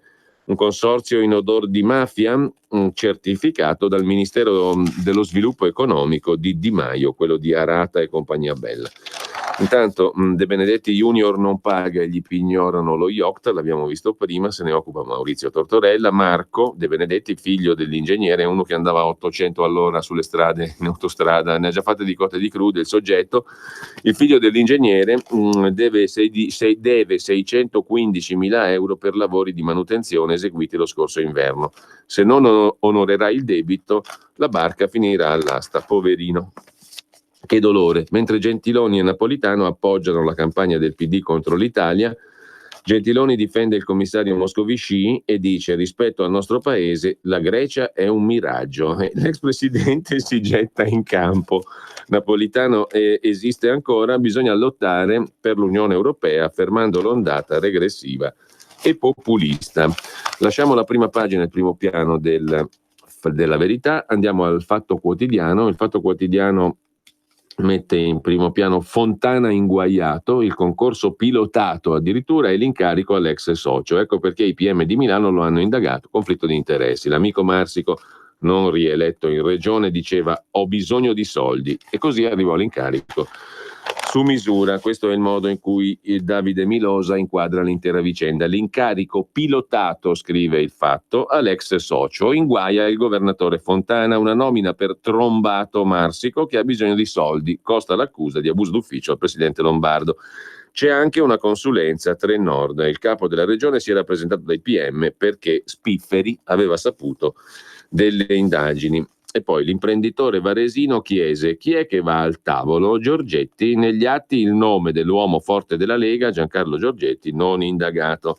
Caianiello racconta al deputato di Forza Italia Sozzani l'amicizia fra Milanese e il politico. Come spiega Daniele D'Alfonso, imprenditore, pagatore di mazzette e amico dei clan, è sempre questione di rapporti. A Varese, ad esempio, città natale di Maroni, per anni governata da Fontana. Di queste terre è anche Giorgetti, vice segretario federale della Lega, sottosegretario alla presidenza del Consiglio, l'uomo più vicino a Salvini. Giorgetti non è indagato, il suo nome compare diverse volte negli atti. Legato all'imprenditore Claudio Milanese, figlio di Gianluigi Milanese, già coinvolto negli anni 90 in Tangentopoli. 10 dicembre 2018 racconta il Fatto Quotidiano. In auto Gioacchino Caianiello e Diego Sozzani, già parlamentari di Forza Italia, vanno verso la Eco Nord di Milano. Obiettivo: le necessità dell'imprenditore Claudio Milanese di rilanciare una sua azienda. Se ha bisogno un paio di responsabili di pubbliche relazioni esterne, gliele facciamo volentieri, dice Sozzani. Mizzega. Caianiello va a ruota libera e spiega che Milanese è amico di Giorgetti. Qui è dove c'è Giorgetti, io lo indirizzo, dico vai dal tuo amico, capì? Io quando devo dirgli qualcosa l'altro risponde, perché storicamente sono qui, sono imprenditori della zona e lui è un personaggio, Non sbaglia Caianiello, milanese, non indagato, è imprenditore di successo e uomo di relazioni. Noto il rapporto con Paolo Orrigoni, il re dei supermercati Tigros, anche lui citato nelle carte ma al momento non indagato. Il suo nome compare perché ha il progetto di costruire su un'area finita nell'indagine per ipotesi corruttiva, ma non pare il punto. Orrigoni interessa perché anche lui è molto vicino a Giorgetti. Nell'ultima tornata elettorale si candiderà alla poltrona di sindaco di Varese col supporto di Fontana e Giorgetti. Mister Tigros è in buoni rapporti con Andrea Cassani, sindaco di Gallarate, fondatore dell'associazione Maroni Presidente, finita in un'inchiesta del Tribunale della Procura di Milano, dove è indagato l'assessore regionale Stefano Bruno Galli. Milanese, l'imprenditore, ha costruito per Orrigoni, così come anche un parente del parlamentare leghista Matteo Bianchi. Relazioni di potere. Insomma, articolo che non serve a un cacchio. Praticamente a un cacchio a questo punto qua. Mentre la cerchia di Attilio, il collega, il compagno e Mister Radio Padania. Siamo a pagina 3 del Fatto, questa ci interessa, la leggiamo. Con il numero 1 del Pirellone, l'ex compagna di Salvini, Giulia Martinelli, l'ex di Essino Superti e il fondatore dell'emittente. Vediamo un po', questa ci interessa. Il socio di studio che ha perso la poltrona, la Caca Cazzi, cioè la ex compagna di Salvini, l'ex compagno reclutato alla causa del Pirellone leghista, il fondatore di Radio Padania. È lo strano cerchio magico che circonda Attilio Fontana. Questa è bella. Il presidente della regione che dovrà comparire davanti ai giudici il 13 maggio.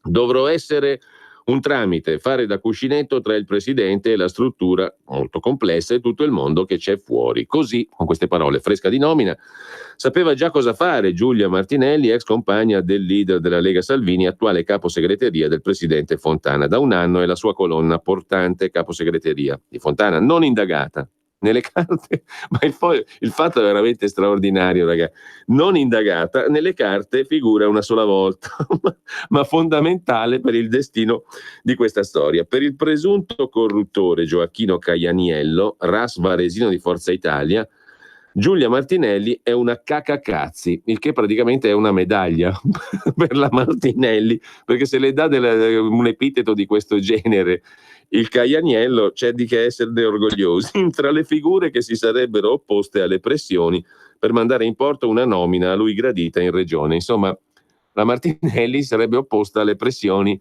del Caianiello, però lei è quella roba là, mentre lui no, lui è una persona per bene, la cui contropartita era l'ingresso nella società autostradale Serravalle del socio di studio di Fontana Marsico. L'incarico paracadute di presidente dell'organismo di vigilanza salterà, avrà però quello di componente del nucleo valutazione investimenti pubblici, 11.500 euro all'anno. Martinelli concorre a deviare la storia.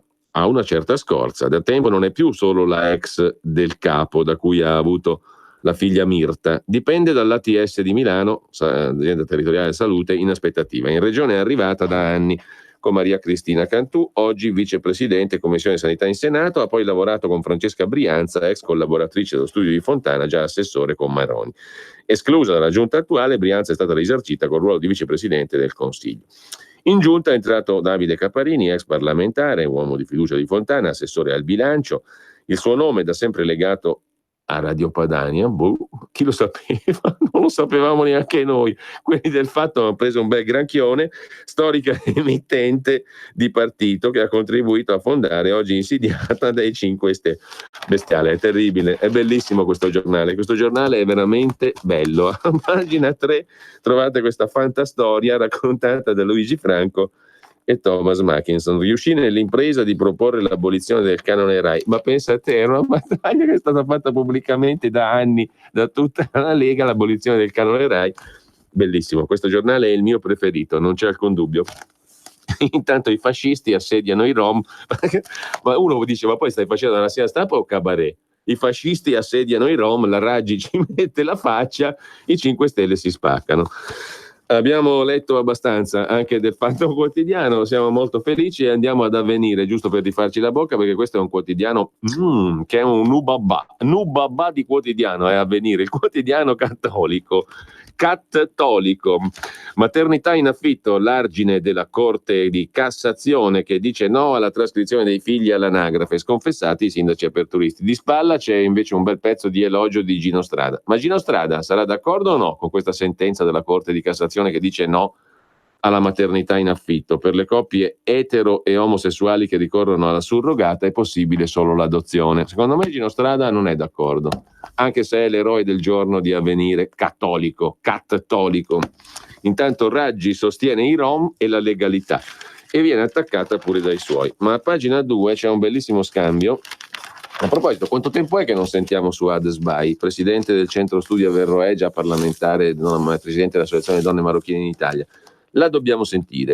Oggi scrive una lettera ad Avvenire. Gentile direttore, pone certamente temi interessanti Maurizio Ambrosini nel suo editoriale titolato Giusto spazio alla famiglia anche musulmana e preceduto dall'occhiello Inizia il Ramadan, la cosa riguarda anche noi, pubblicato da Avvenire il 4 maggio.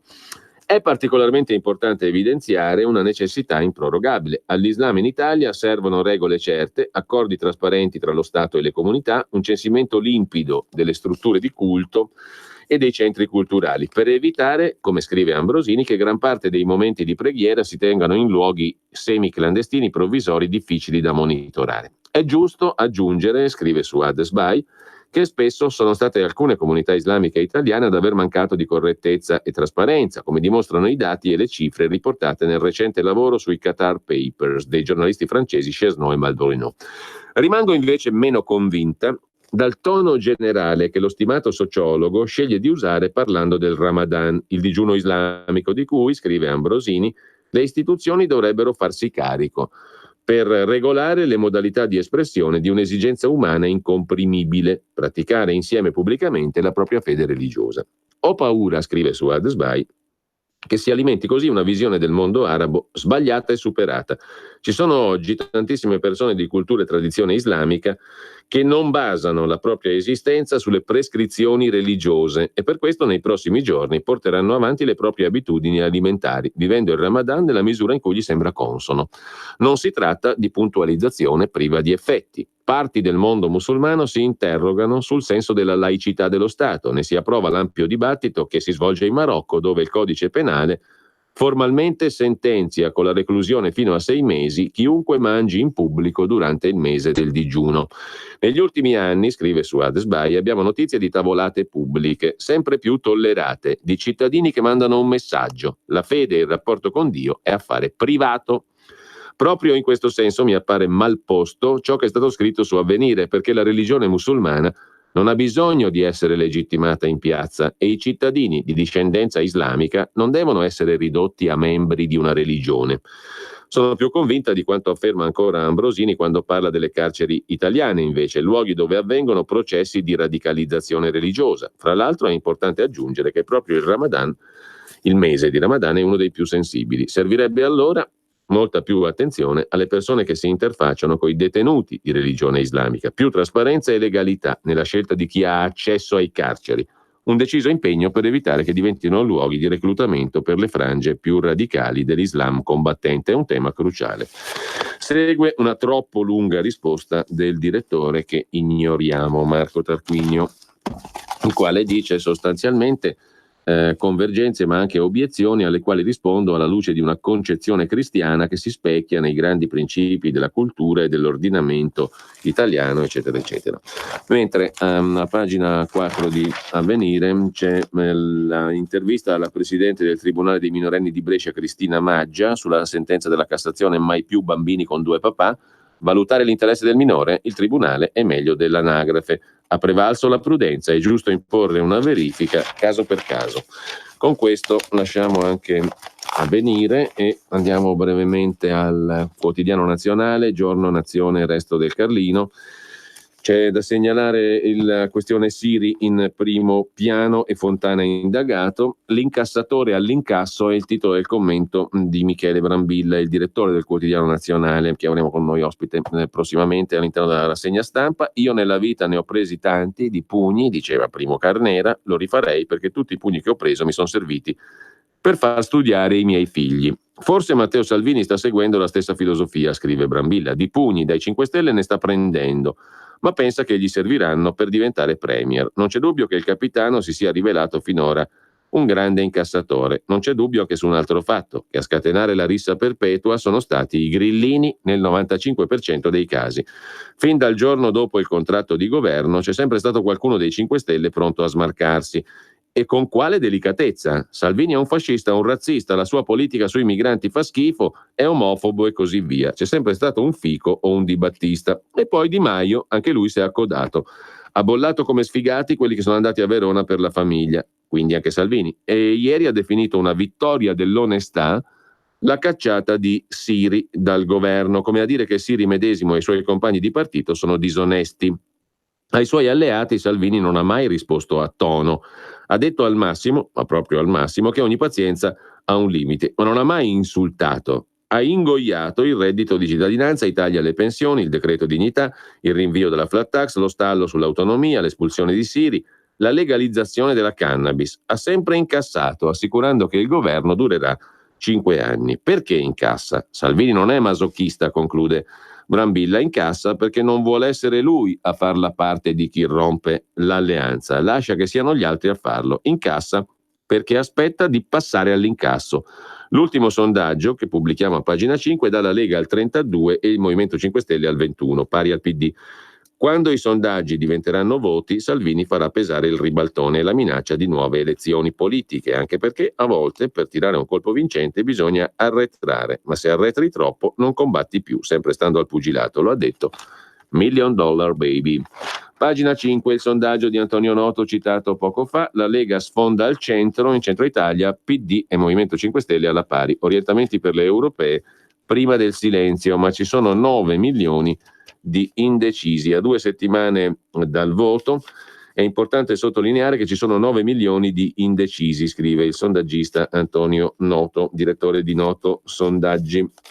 Per quanto riguarda la suddivisione geografica, buona parte dei voti della Lega proviene dal nord-est, dove la Lega va al 43% dei voti, ma il dato rilevato dall'Istituto Demoscopico Noto Sondaggi che più sorprende è lo straordinario risultato della Lega in centro Italia. La Lega potrebbe arrivare a superare significativamente il 30% nel centro Italia. Anche al sud e nelle isole il numero degli elettori di Salvini resta alto, rispettivamente al 25% e al 19% al sud e nelle isole. Il Movimento 5 Stelle al secondo posto con il 21% dei voti, pari più o meno al Partito Democratico. Le intenzioni di voto alle prossime elezioni europee.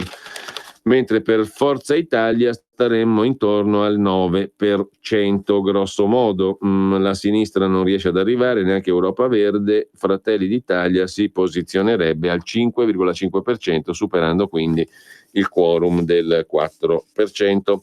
Così il sondaggio Noto sul Quotidiano Nazionale. Mentre vi segnalo rapidamente sulla questione della Cassazione che dice stop ai bimbi con due papà, l'intervista del Quotidiano Nazionale a un padre omosessuale, un verdetto sbagliato, le donne scelgono in totale libertà. Si tratta di Gianni Tofanelli, che ha una figlia nata nell'agosto del 2014 in California grazie alla gestazione per altri, cioè al comprare l'utero di una donna. È stata riconosciuta figlia di Gianni e di Andrea e il certificato di nascita trascritto dal Comune di Milano su ordine del Tribunale Civile. Contraria alla scrittrice Marina Terragni, avevamo sentito una sua pubblica esposizione sul tema. Bravi i magistrati, quella pratica è un business. Chiudiamo dal Quotidiano Nazionale con l'intervista al presidente della Corte d'Appello di Napoli, Giuseppe De Carolis di Prossedi. Il tribunale è in tilt e i condannati restano liberi, sono più di 12.000. A Napoli serve personale nelle cancellerie e invece ci mandano i barellieri. E infine, mamma infuriata picchia la maestra, non è una notizia vecchia, è successo un'altra volta sempre nell'Odigiano. A Lodi, chiamata a scuola per una zuffa tra bambini, se la prende con la docente, il secondo caso in pochi giorni. Con questo lasciamo anche il Quotidiano Nazionale, andiamo alla prima pagina di Italia Oggi. I dati fiscali sono accessibili, è l'argomento di apertura. Il contribuente può chiedere all'anagrafe tributaria di conoscere i contenuti che lo riguardano e può anche segnalare eventuali errori e chiederne la rettifica. Per difendersi dalla super anagrafe tributaria, il cittadino deve poter accedere ai propri dati personali presenti nelle banche dati del fisco.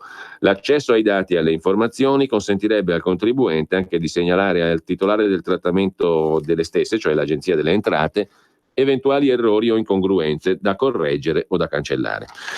Per la politica, invece, il commento di Domenico Cacopardo: Salvini ha perso clamorosamente e il governo non si è certo rafforzato. Di Maio vince. La sensazione che milioni di spettatori italiani hanno ricavato dall'epilogo della vicenda Siri è che la tigre Salvini ha perso e che per converso i 5 Stelle hanno conquistato la primazia. Chi pensa che ieri il governo si sia rafforzato fa un errore. La strada che hanno davanti i Dioscuri è una strada accidentata, tra bocchetti e tensioni. Vitale l'esito delle elezioni europee. Se i 5 Stelle avranno tratto vantaggio di voti dalla vittoria politica sul caso Siri, o se invece l'operazione risulterà a zero vantaggi. Il vero pericolo per la democrazia non è la Lega, sono i 5 Stelle, scrive Cacopardo. Ma Salvini ha perso, non ha capito che il caso Siri era il terreno scelto da Di Maio per dargli una sonora lezione. Mentre a pagina 2 vi segnalo il pezzo di Francesco Gaglietti: anche la Cina sale sul ring contro l'Islam, anche se per il momento l'ISIS non la provoca.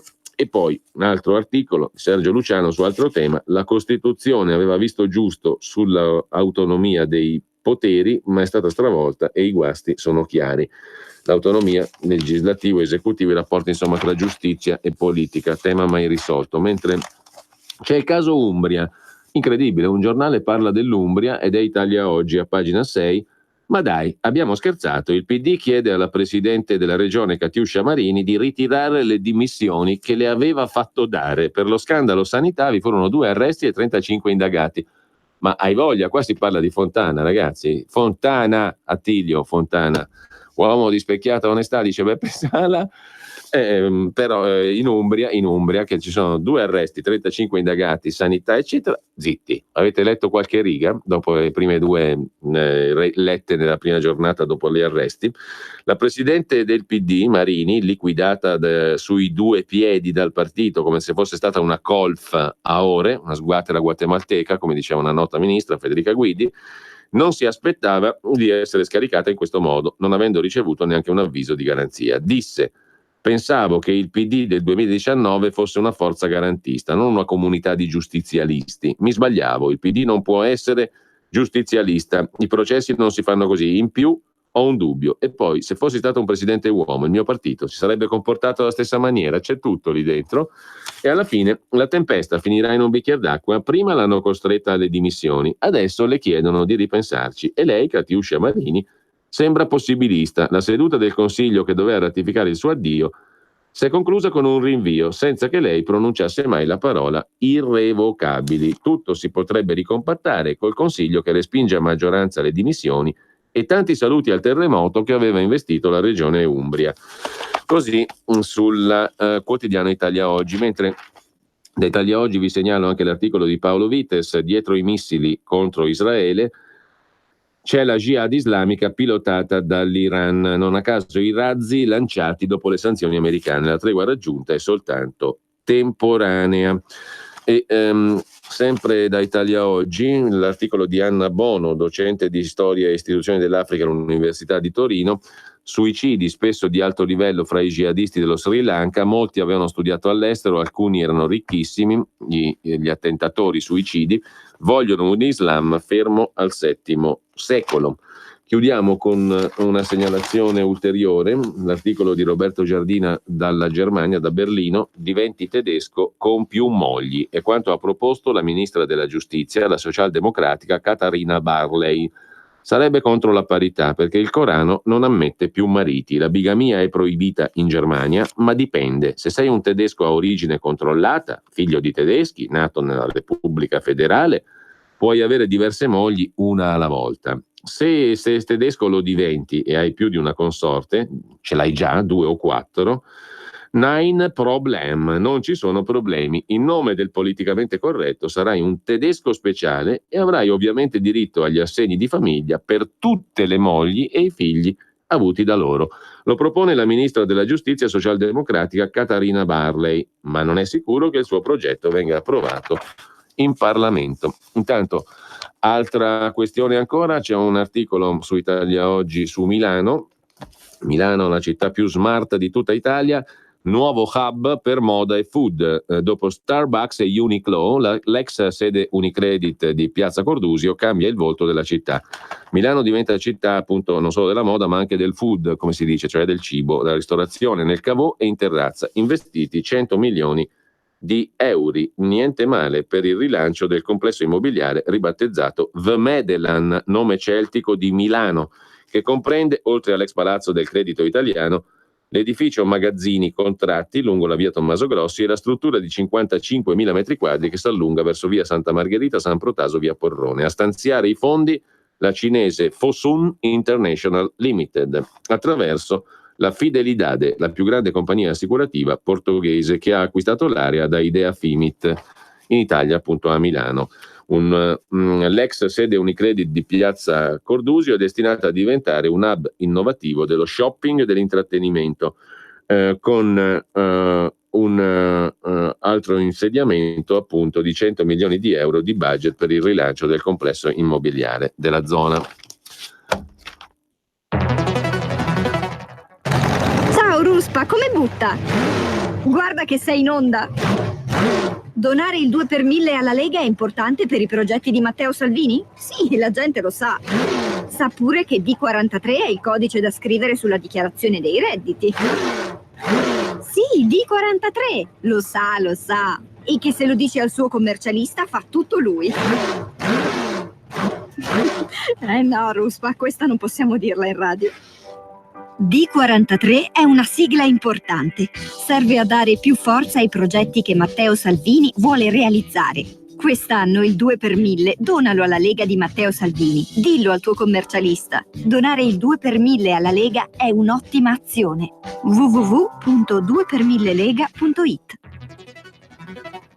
Messaggio per tutti gli imprenditori, gli artigiani, i commercianti, i liberi professionisti. Hai un'attività? Dei prodotti da promuovere? Prova la pubblicità sulla nostra radio. Radio Padania ha preparato per te una grande promozione per aiutarti a sostenere la tua attività a tariffe davvero straordinarie. Informati, vedrai che si può fare. Mandaci una mail all'indirizzo spot@radiopadania.net. Con Radio Padania si può fare. Qui Parlamento. E diamo il benvenuto e il buongiorno nel nostro spazio all'interno della rassegna stampa in collaborazione col gruppo della Lega alla Camera a Virginio Caparvi, parlamentare umbro della Lega e componente della Commissione Lavoro della Camera. Buongiorno Virginio, grazie per essere con noi. Buongiorno, grazie dell'invito. Allora, abbiamo diverse cose di cui parlare, ma io vedo dalla tua pagina Facebook, Virginio, che c'è una novità da Spoleto non proprio piacevole. Appena Matteo Salvini ha detto siamo e saremo sempre contro ogni tipo di droga, tu scrivi sulla tua pagina Facebook, riprendendo la notizia, qualcuno a Spoleto si è arrabbiato, hanno spaccato il vetro della porta di ingresso posteriore della sede della Lega, no? Sì, il mio era ovviamente un'ironia rispetto a quegli intolleranti di sinistra che da sempre combattono la Lega con modi assolutamente non democratici. Tra l'altro è la seconda volta che accade a Spoleto, anche il giorno dopo la visita di Salvini qualche anno fa accadde la stessa cosa. Però di fatto sono incidenti che ci dispiacciono ma che non ci fermano in alcun modo, ovviamente. Ecco Virginio, detto questo, in primo piano oggi c'è la vicenda Siri. Vado al dunque, tu come la vedi questa storia? Secondo te qual è la morale di questa favola? Siri è stato sacrificato a un giustizialismo che non ha senso. Se questo precedente costituisse una regola, vorrebbe dire che in Italia qualsiasi persona sarebbe in grado di far dimettere qualsiasi carica dello Stato, dicendo io sono a conoscenza del fatto che Tizio e Caio ha ricevuto dei soldi. Noi sappiamo che dai giornali che dovrebbe esistere un'intercettazione di 2 persone che sosterrebbero che Siri abbia preso dei soldi per un emendamento che poi non è stato neanche approvato. Cioè, tutta questa precarietà, tra l'altro siamo in fase preliminare, quindi non c'è ancora un fascicolo che lo stesso Siri può vedere, non c'è un impianto accusatorio. Arrivare alle dimissioni di una persona perché 2 sosterrebbero questa cosa è veramente surreale e giustizialista. Quindi è sicuramente un precedente di cui, come ha detto Matteo Salvini, Conte si assume la responsabilità. Noi abbiamo saputo sempre che la Raggi aveva un'indagine a suo carico, ma abbiamo sempre detto che era necessario aspettare le sentenze. Quando è stata prosciolta dalle accuse è rimasta a fare il sindaco perché nessuno le aveva chiesto prima di dimettersi. Se avessimo usato lo stesso metro di giudizio avremmo un altro sindaco a Roma. Ecco Virginio, questa vicenda secondo te segna una frattura significativa o verrà riassorbita? Ringraziando il cielo, credo che Salvini abbia a cuore il paese e gli italiani molto più di queste vicende che dispiacciono, ma c'è tanto da fare in questo paese. Matteo Salvini sta rilanciando con argomenti importanti, uno su tutti la flat tax. Non possiamo in questo momento, credo, permettere di accavallare priorità diverse, quella elettorale al bene dei cittadini. In questo momento c'è da fare per il paese e Matteo Salvini ha in testa solo questo. Ecco, vicenda Siri, giustizialismo hai detto prima. Poi c'è la vicenda Lombardia, il nome di Attilio Fontana è in prima pagina oggi. Come dice La Verità Maurizio Belpietro, scandalo per le tangenti lombarde, ma su quelle calabresi soltanto silenzio. Paginate sull'inchiesta milanese, ma il presidente del PD Oliverio deve rispondere di corruzione. Sui giornali si fatica a trovarne traccia. È scomparso anche il caso Umbria, naturalmente, la tua regione, no? 2 arresti anche lì, 35 indagati. È una specie di pantomima per cui praticamente il PD prima dice a Marini, la presidente, di dimettersi, poi non più. Insomma, cosa sta succedendo in Umbria e perché secondo te queste disparità di trattamento? Tra l'altro ci sono svariate altre indagini delle quali si fa fatica ad avere notizia, soltanto alcune vengono mediaticamente enfatizzate. In Umbria che succede? In Umbria succede che i consiglieri di maggioranza, avendo sentito bene il vento che soffia, sanno che la loro rielezione la prossima volta è quasi impossibile e quindi vogliono rimanere attaccati alla poltrona e ai limiti del regolamento e forse anche un pochino fuori dai regolamenti. Tra l'altro non esiste un precedente in Umbria di presidente dimissionario, questo la dice anche lunga sulla stabilità della sinistra in Umbria negli ultimi 50 anni. Hanno deciso di rinviare la votazione per le dimissioni perché la Marini in aula ha ribadito le proprie dimissioni dicendo che ne uscirà a testa alta. Noi su questo per parità di trattamento non diciamo che sia colpevole dal punto di vista giudiziario, saranno i giudici a dirlo. Certo il caso Umbria è un pochino diverso, c'è un assessore alla sanità arrestato. E il segretario del partito? Il segretario del partito ex sottosegretario arrestato, la presidente indagata, ci sono intercettazioni reali depositate che hanno portato alle perquisizioni in cui si dice che sarebbero stati favoriti delle persone nei concorsi che sono state persone che sono state assunte in quei concorsi, quindi c'è anche una correlazione tra quello che sarebbe successo e quello che poi è accaduto. Quindi parliamo di una situazione molto diversa dalle altre, molto grave. La Marini è stata spinta alle dimissioni anche da Zingaretti e alla fine ha fatto questo passo. La sinistra sta cercando di portare tutto a dopo il 26 maggio e vorrebbero in cuor loro portare tutto a fine legislatura nel maggio 2020. Noi come Lega ovviamente stiamo facendo una pressione importante. La paura è quella di perdere la regione, come dicevi prima. Ma la regione secondo me la danno già persa. E, di perderla subito. Senza essere spavaldi, direi che è già persa in effetti per loro. Ecco, quando perderla, questo è il tema, perché ci sono 10 mesi di indennità in ballo. È brutto dirlo in un momento così di difficoltà, soprattutto per gli umbri, ma di questo stiamo parlando. Certo che mediaticamente è scomparsa questa storia, sui giornali, in TV, eccetera, no? Sì, c'è stato un boom iniziale, anzi adesso addirittura l'assessore con delega alla sanità che ha sostituito Barberini parla del taglio alle liste d'attesa, dice dobbiamo chiedere scusa ai cittadini. Questo secondo me è ancora più offensivo, perché abbiamo un problema con le liste d'attesa in Umbria da veramente tantissimi anni. Che se ne senta la necessità oggi di rispondere a questo problema quasi perché si debba giustificare un atteggiamento sbagliato, se non anche di rilevanza penale, mi sembra addirittura un'offesa. Se c'erano gli strumenti per agire bene sulla sanità, dovevano essere messi in campo da subito e non aspettando il caso mediatico, che in effetti sta scomparendo. Speriamo che il 18 si possa chiudere questa vicenda definitivamente. Ecco Virginio, ho visto che tu hai prestato molta attenzione anche a un'altra notizia del giorno, che è un po' sulle prime pagine dei giornali, ovvero la pronuncia della Corte di Cassazione che ha stabilito che in Italia non sarà possibile trascrivere sull'anagrafe come figli di due genitori appunto i minori concepiti all'estero con la maternità surrogata, con l'utero in affitto sostanzialmente, con il pagamento insomma di una donna che mette a disposizione il suo utero per questa finalità. La Cassazione ha rigettato la domanda di riconoscimento per due bambini concepiti da una coppia omosessuale che aveva fatto richiesta a Trento e ha detto che in sostanza in Italia questa pratica è illegale. Peraltro qualche tribunale ha imposto, come a Milano, la trascrizione, no? Quindi è illegale, ma si trascrive in alcuni casi. La Cassazione qui sembra aver dato una sentenza importante su questo tema, no?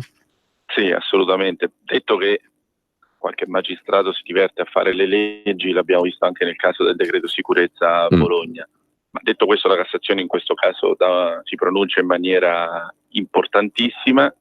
È quella della maternità surrogata una delle pagine più brutte della contemporaneità, soprattutto perché molto spesso è una causa sposata da quella sinistra che in teoria dovrebbe vedere nel povero, nell'ultimo, una persona da difendere, e che invece poi, vedi il caso Nichi Vendola, si va in Sud America e non si prende una donna perché quella donna ha nelle sue volontà quelle di partorire un bambino e darlo a qualcuno in cambio di soldi. Lo fa perché ha fame, solitamente, nel 99% dei casi. Quindi c'è un sopruso del ricco verso il povero, che è proprio la cosa che più la sinistra dovrebbe evitare e difendere, perché non c'è cosa peggiore che chiedere a una donna la vita che mette al mondo. Eppure invece la continuano a chiamare modernità e vorrebbero costringerci in Italia a farci credere che esistono due mamme e due papà. Finalmente la Cassazione dice no, noi l'abbiamo sempre sostenuto e continueremo sempre a sostenerlo. Virginio, saltiamo di nuovo a un altro argomento, perché sempre dalla rassegna stampa abbiamo appena letto un sondaggio noto dell'Istituto Noto sul Quotidiano Nazionale, Giorno Nazionale Estero del Carlino, per cui si prevede un boom della Lega alle prossime europee, soprattutto nel centro Italia. La notizia è in parte nuova, in parte no, perché comunque stupisce il sondaggista per la proporzione, ampiamente sopra il 30% sono le previsioni elettorali. Ecco, ti chiedo una valutazione sul prossimo voto in generale alle europee, e poi c'è anche una rilevante partita amministrativa. Quanti comuni vanno al voto in Umbria? In Umbria vanno al voto 63 comuni su 92, di cui 8 sopra i 15.000 abitanti, e abbiamo ad esempio una bella Perugia partitona, è una bella partitona. Prima e terza città dell'Umbria al voto. Nel caso di Perugia si va alla riconferma del sindaco Romizzi, nel caso di Foligno si vorrebbe abbattere con un sindaco Lega 73 anni di sinistra nella città del potere dell'Umbria, che è Foligno appunto. È una grande partita, può cambiare veramente il volto di questa regione, che purtroppo è la regione con il PIL più basso d'Italia, 20ª su 20, una regione ci sarà se sono 50 anni che governano gli stessi. Lo puoi ripetere, Virginio, perché non credo che sia un patrimonio di conoscenza consolidato e acquisito questo, cioè l'Umbria è la regione col PIL peggiore di tutta Italia. Negli ultimi anni sì, negli ultimi 17 anni ha perso il 32% dalla media europea, cioè dal 117% di PIL. Sai che non l'avrei mai detto, non avrei mai pensato. Sì, perché è una regione che è vissuta per tanti anni sul pubblico impiego, non ha mai promosso e sviluppato adeguatamente le infrastrutture. Abbiamo un aeroporto con 3 voli al giorno, praticamente inesistente. Io da umbro non ci sono mai stato perché non se ne può usufruire. Non abbiamo mai sviluppato il turismo se non nella buona volontà dei singoli comuni, ad esempio Montefalco, dove il sindaco Tesei ha fatto un lavoro eccezionale. Siamo una regione in grandissima difficoltà e a tutto questo dobbiamo rispondere con un grande voto importante di discontinuità alle amministrative e contemporaneamente con la scheda rossa alle europee cambiare il volto di questa Europa, perché dobbiamo riprendere la catena di comando sin dall'inizio. Ti chiedo un'ultima cosa, Virginio, a proposito strettamente del tuo lavoro parlamentare. Di cosa si sta occupando la Commissione Lavoro in questo momento? Allora, in questo momento stiamo trattando il tema del caporalato con un'indagine conoscitiva per rimettere mano, laddove necessario, alla legge del precedente governo che non ha portato tutti gli effetti sperati. C'è ovviamente un intento comune da parte anche delle opposizioni per combattere questo fenomeno. Vedremo se poi nella proposta che si andrà a fare ci sarà unanimità. E poi abbiamo in audizione anche Tridico, loro presidente INPS, proprio perché in Commissione Lavoro deve essere dato un parere su questa nomina. Abbiamo fatto un grande lavoro nei mesi passati con ovviamente il reddito di cittadinanza e quota 100, ma nel caso di quota 100 mi sembra che ne sia valsa ampiamente la pena. Bene, allora io ringrazio Virginio Caparvi, deputato umbro della Lega, componente della Commissione Lavoro alla Camera. Grazie Virginio, buona Grazie giornata. a voi, buona giornata. Buon lavoro. Grazie. Qui Parlamento.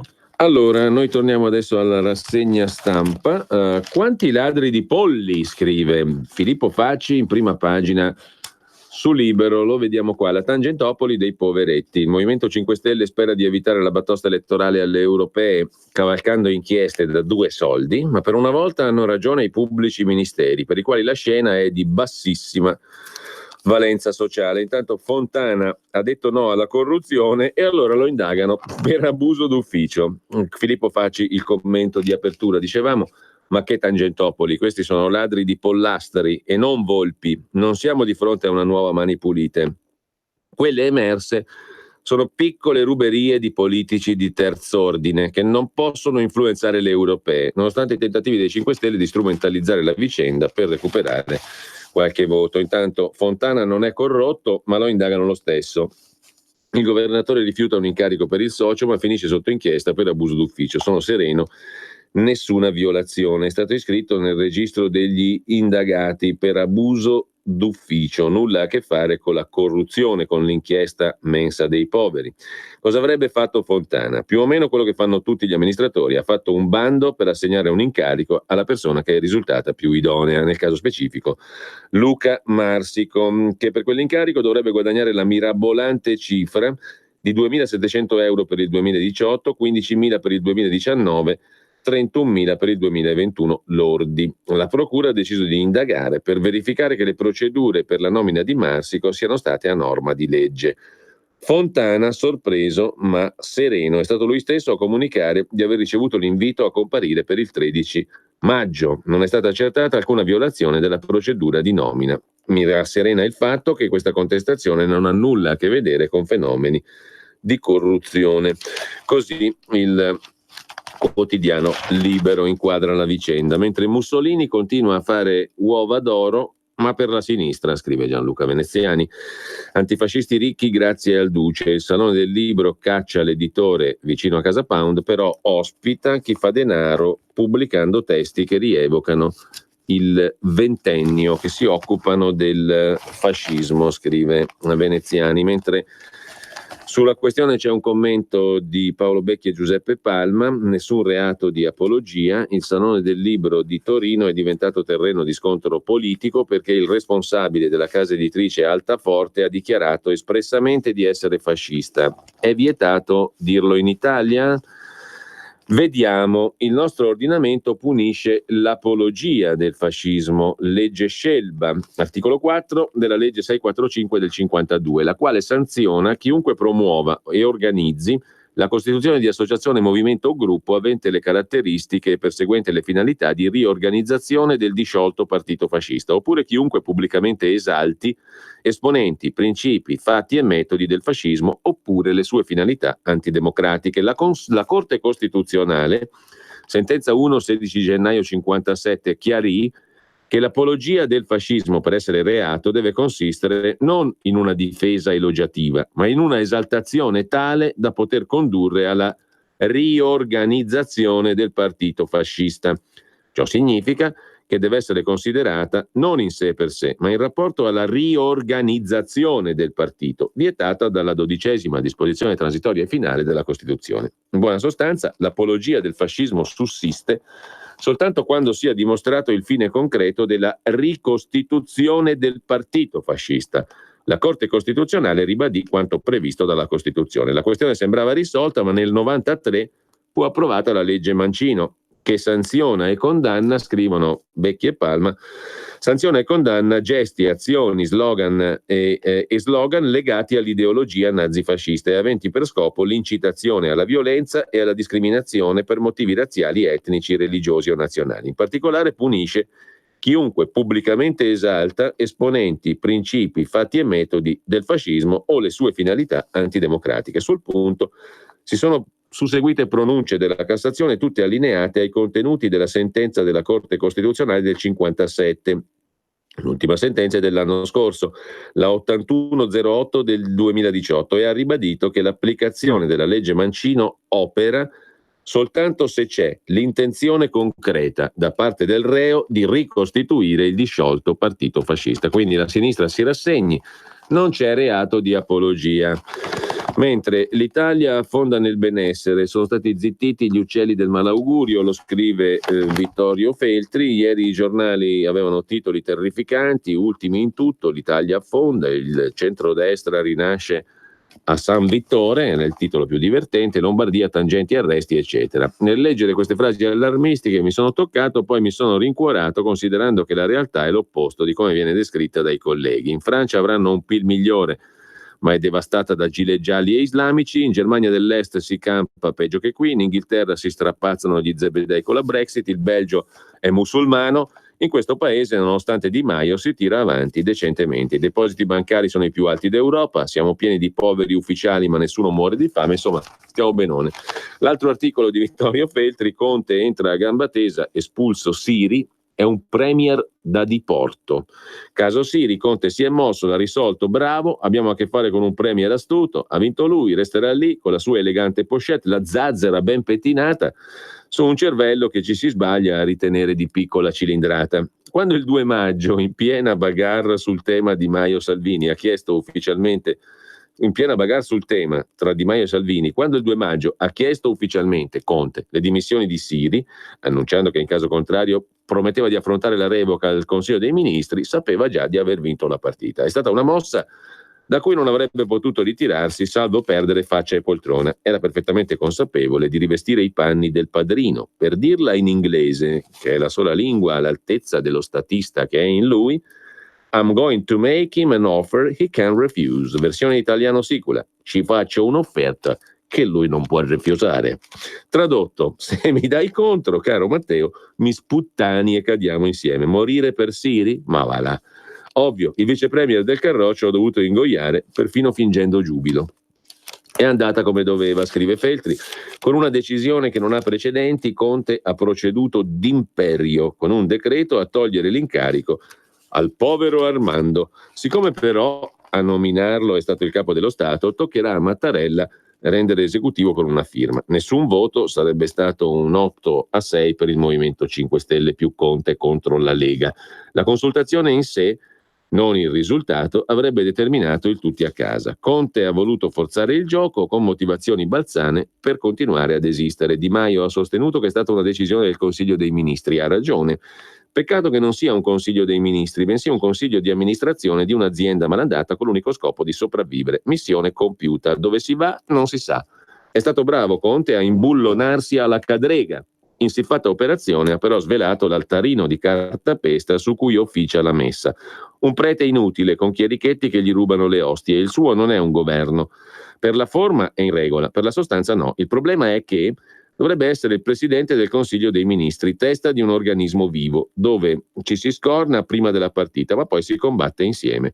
Senza essere Dante e neppure Bersani, oso una metafora. L'Italia nella presente fase storica parte da uno svantaggio di 3-0 e Conte dovrebbe svolgere la parte di Mr. Klopp del Liverpool. Insomma, sintesi, Conte è un premier da diporto, si è incollato alla poltrona per salvare il posto a Palazzo Chigi, ha sfidato Matteo e ha vinto, ma ora il problema è lui.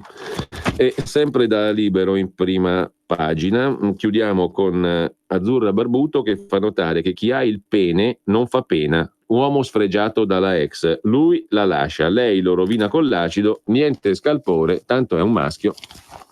C'è del vero, tuttavia. Mentre il Sole 24 Ore mette in primo piano una lunga intervista al ministro Tria e adesso per alzare gli indici di ascolto ce la leggiamo tutta, è un'intera pagina 3. Le tasse non si tagliano con il deficit, dice il ministro Tria, rivolto a chi? Ma naturalmente a Matteo Salvini, senza rivolgersi a lui. Non drammatizziamo il confronto con l'Unione Europea, le loro previsioni sono in linea con quelle contenute nel DEF. Tutto bene, ma smussa di qua, taglia di là, il tovaglia lo chiamiamo il ministro Tria, il tovaglia, e il tuaia, come si dice in milanese, in lombardo, cioè un tizio che bene o male cerca di adattarsi a tutti i tavoli, il tuaia. Detto però non proprio tutti i tavoli, alcuni tavoli sono meno adattandi di altri. Il tavolo Lega è un tavolo da prendere un po' a calci, il tavolo quegli altri sono un po' più adattabili ai propri bisogni e alle altrui necessità. Non drammatizziamo il confronto con l'Unione Europea. Ai rilievi sul debito in arrivo risponderemo che tra i fattori rilevanti c'è la crisi economica. Tra aumenti IVA e tagli di spese preferisco i secondi, ma decidere quali tagli richiede scelte politiche. Ma il ministro dell'economia è un politico o è un marziano? Quali scelte politiche? Di chi? Più che dal voto, l'Europa sarà cambiata dai fatti. Insostenibile un modello basato solo sull'export. Per finanziare riforme fiscali strutturali servono coperture strutturali, il deficit invece può coprire esigenze temporanee. Per tagliare le tasse non si può fare il deficit, per finanziare le riforme fiscali servono coperture strutturali, non fare deficit, dice il ministro Tria. I numeri della Commissione sono in linea con i nostri, la Commissione europea, e le differenze sul debito e sui livelli 2020 nascono dal fatto che i calcoli europei non considerano impegni che sono già inseriti nella legislazione italiana e che confermo. Ci sono qui i 23 miliardi di aumento IVA, sostituibili con tagli di spesa equivalenti, e i 18 miliardi di privatizzazioni. Che cavolo privatizzeranno per arrivare a 18 miliardi? Ci privatizzano a noi, ci vendono i cittadini praticamente, come gli schiavi di una volta. Su quest'ultimo, a parte il fatto che per raggiungere 18 miliardi di euro, chissà quanti milioni di cittadini bisogna vendere, non lo so, perché il valore pro capite dell'essere umano è molto basso in questa fase qua. Comunque, se quest'ultimo non sarà raggiunto, l'obiettivo appunto, 23 miliardi di aumento IVA, 18 di privatizzazioni, se le privatizzazioni non saranno raggiunte bisognerà pensare a qualche altra misura per lo stesso scopo. Scusate se rido, ma qualche altra misura per lo stesso scopo lo potrà dire chiunque. Alle obiezioni in arrivo sul debito, il governo risponderà che tra i fattori rilevanti che possono giustificare gli scostamenti c'è la crisi economica. La crisi economica c'è dal 92, ma Tria non si attende la richiesta di manovra correttiva. La discussione sarà in autunno. Interessantissimo. Intanto Sorgenia, De Benedetti, entra nel vivo la caccia a Sorgenia, i tedeschi di RVE, i cechi di EPH, impossibile cordata con la A2A di Milano-Brescia, alcuni fondi esteri e vari soggetti industriali. Si alza il velo sui soggetti pronti a giocare un ruolo nel riassetto di Sorgenia, che 4 anni dopo il passaggio ex De Benedetti sotto il cappello delle principali banche italiane, cioè io mi faccio il buco e voi ci mettete la toppa, giusto? È il principio aureo dei grandissimi imprenditori italiani. MPS, Intesa San Paolo, Banco BPM, Unicredit e UBI Banca sono le banche che controllano Sorgenia. Ora ci potrebbe essere un cambiamento dell'azionariato. La banca consulente, l'advisor, Lazard, aveva fissato per lunedì il termine per la presentazione delle manifestazioni di interesse. Ora le banche decideranno il prossimo assetto del gruppo energetico già De Benedetti. Da domani invece dazi americani fino al 25% sul Made in China. Scatterà domani l'aumento dei dazi dal 10 al 25% su 200 miliardi di dollari di beni importati dalla Cina, che promette ritorsioni. Per concludere, il caso Siri, Conte revoca la nomina e Salvini dice ora facciamo la flat tax da 13 miliardi e TAV. Il premier Conte revoca il sottosegretario Siri. Salvini contrattacca, basta liti, ci sono tantissime cose da fare, flat tax, autonomia, opere, ovvero anche l'alta velocità. E vediamo adesso anche la prima pagina, c'è da citare, chiedo scusa prima, l'inserto, l'economia della montagna, è un inserto interessante, quello del Sole 24 Ore, che c'ha l'economia del mare, la pet economy, la beauty economy e anche appunto l'economia della montagna. Un inserto di ben 106 pagine, tutto dedicato appunto a questo tema, all'economia montana italiana, che è un tema molto importante. I simboli, i distretti, gli impianti, l'energia, lo sport, il turismo, i prodotti, gli immobili, i borghi, le reti, l'innovazione, tutto declinato sotto il profilo dell'economia montana. Ciumbia, abbiamo ancora da vedere delle prime pagine. Oggi la mia rassegna stampa è ampiamente deficitaria. Vedremo di recuperare il deficit dopo le 9:30 all'interno anche di Sulla Notizia. Ciao Ruspa, come butta? Guarda che sei in onda. Donare il 2 per 1000 alla Lega è importante per i progetti di Matteo Salvini? Sì, la gente lo sa. Sa pure che D43 è il codice da scrivere sulla dichiarazione dei redditi. Sì, D43, lo sa. E che se lo dice al suo commercialista fa tutto lui. È bravo Ruspa. D43 è una sigla importante. Serve a dare più forza ai progetti che Matteo Salvini vuole realizzare. Quest'anno il 2 per 1000 donalo alla Lega di Matteo Salvini. Dillo al tuo commercialista. Donare il 2 per 1000 alla Lega è un'ottima azione. www.2per1000lega.it. Per la tua pubblicità su Radio Padania Libera, scrivi a spot@radiopadania.net. Sono Giovanna della Mondoflex. Mondoflex. Stiamo presentando una nuova collezione di materassi. Venite a provarli, vi aspettiamo con pagamenti rateali, senza interessi, con trasporto, montaggio e smaltimento dell'usato gratuito, con detrazioni fiscali e con il bonus mobili, con il recupero del 50% della spesa. Mondoflex conviene sempre. A Treviolo e a Melzo, il sabato orario continuato. Mondoflex reti e materassi. A Treviolo, Melzo, Monza, Erba, Crema, Castelmella Brescia e Desenzano del Garda. Messaggio per tutti gli imprenditori, gli artigiani, i commercianti, i liberi professionisti. Hai un'attività? Dei prodotti da promuovere? Prova la pubblicità sulla nostra radio. Radio Padania ha preparato per te una grande promozione per aiutarti a sostenere la tua attività a tariffe davvero straordinarie. Informati, vedrai che si può fare. Mandaci una mail all'indirizzo spot@radiopadania.net. Con Radio Padania si può fare. Ma dove andate? Dove andate? Non vorrete mica uscire a far la spesa. Oggi la spesa si fa direttamente al telefono, chiamando la genuinità di Alberto Acerbis. Ciao! Eccoli qua i miei amici padani. Porca miseria, mi stava ricordando, no, il mio, cioè come si chiama, il regista di quando c'era Matteo Salvini, i collegamenti, molti si ricorderanno che belle, che giornate fantastiche, che momenti straordinari.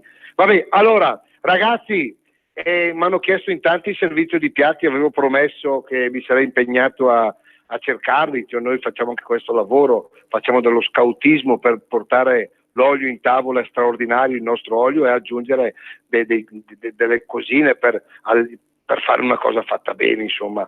Allora se è arrivato il servizio di piatti, veramente molto bello, altrimenti ve lo propongo, non perdo il cliente per un servizio di piatti, questo lo sapete.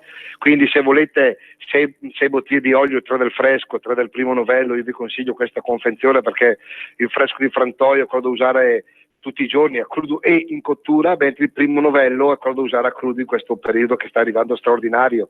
Quindi 68 euro, attenzione, con 5 euro un servizio di piatti 18 pezzi stratosferico.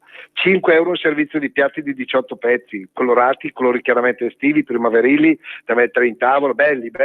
Quindi approfittatene, 30 telefonate come sempre, 030 68 40 408, lo ripeto, 030 68 40 408. Vi ricordo, se qualcuno magari se l'è dimenticato, che il nostro è un olio che nasce da sole olive italiane, le nostre olive italiane certificate all'origine con l'estrazione a freddo. Se qualcuno volesse, perché non si fida le analisi chimiche dell'olio, noi siamo disposti a mandare proprio l'analisi dell'olio, quindi si leggono le acidità, i polifenoli, tocofenoli, squalene, vitamine, tutto quello che uno deve vedere, giustamente, però poi dipende da voi.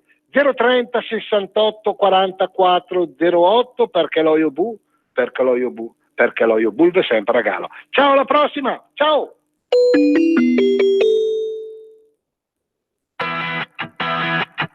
Va ora in onda Sulla strada della libertà. Pronto? Pronto, buongiorno. Buongiorno.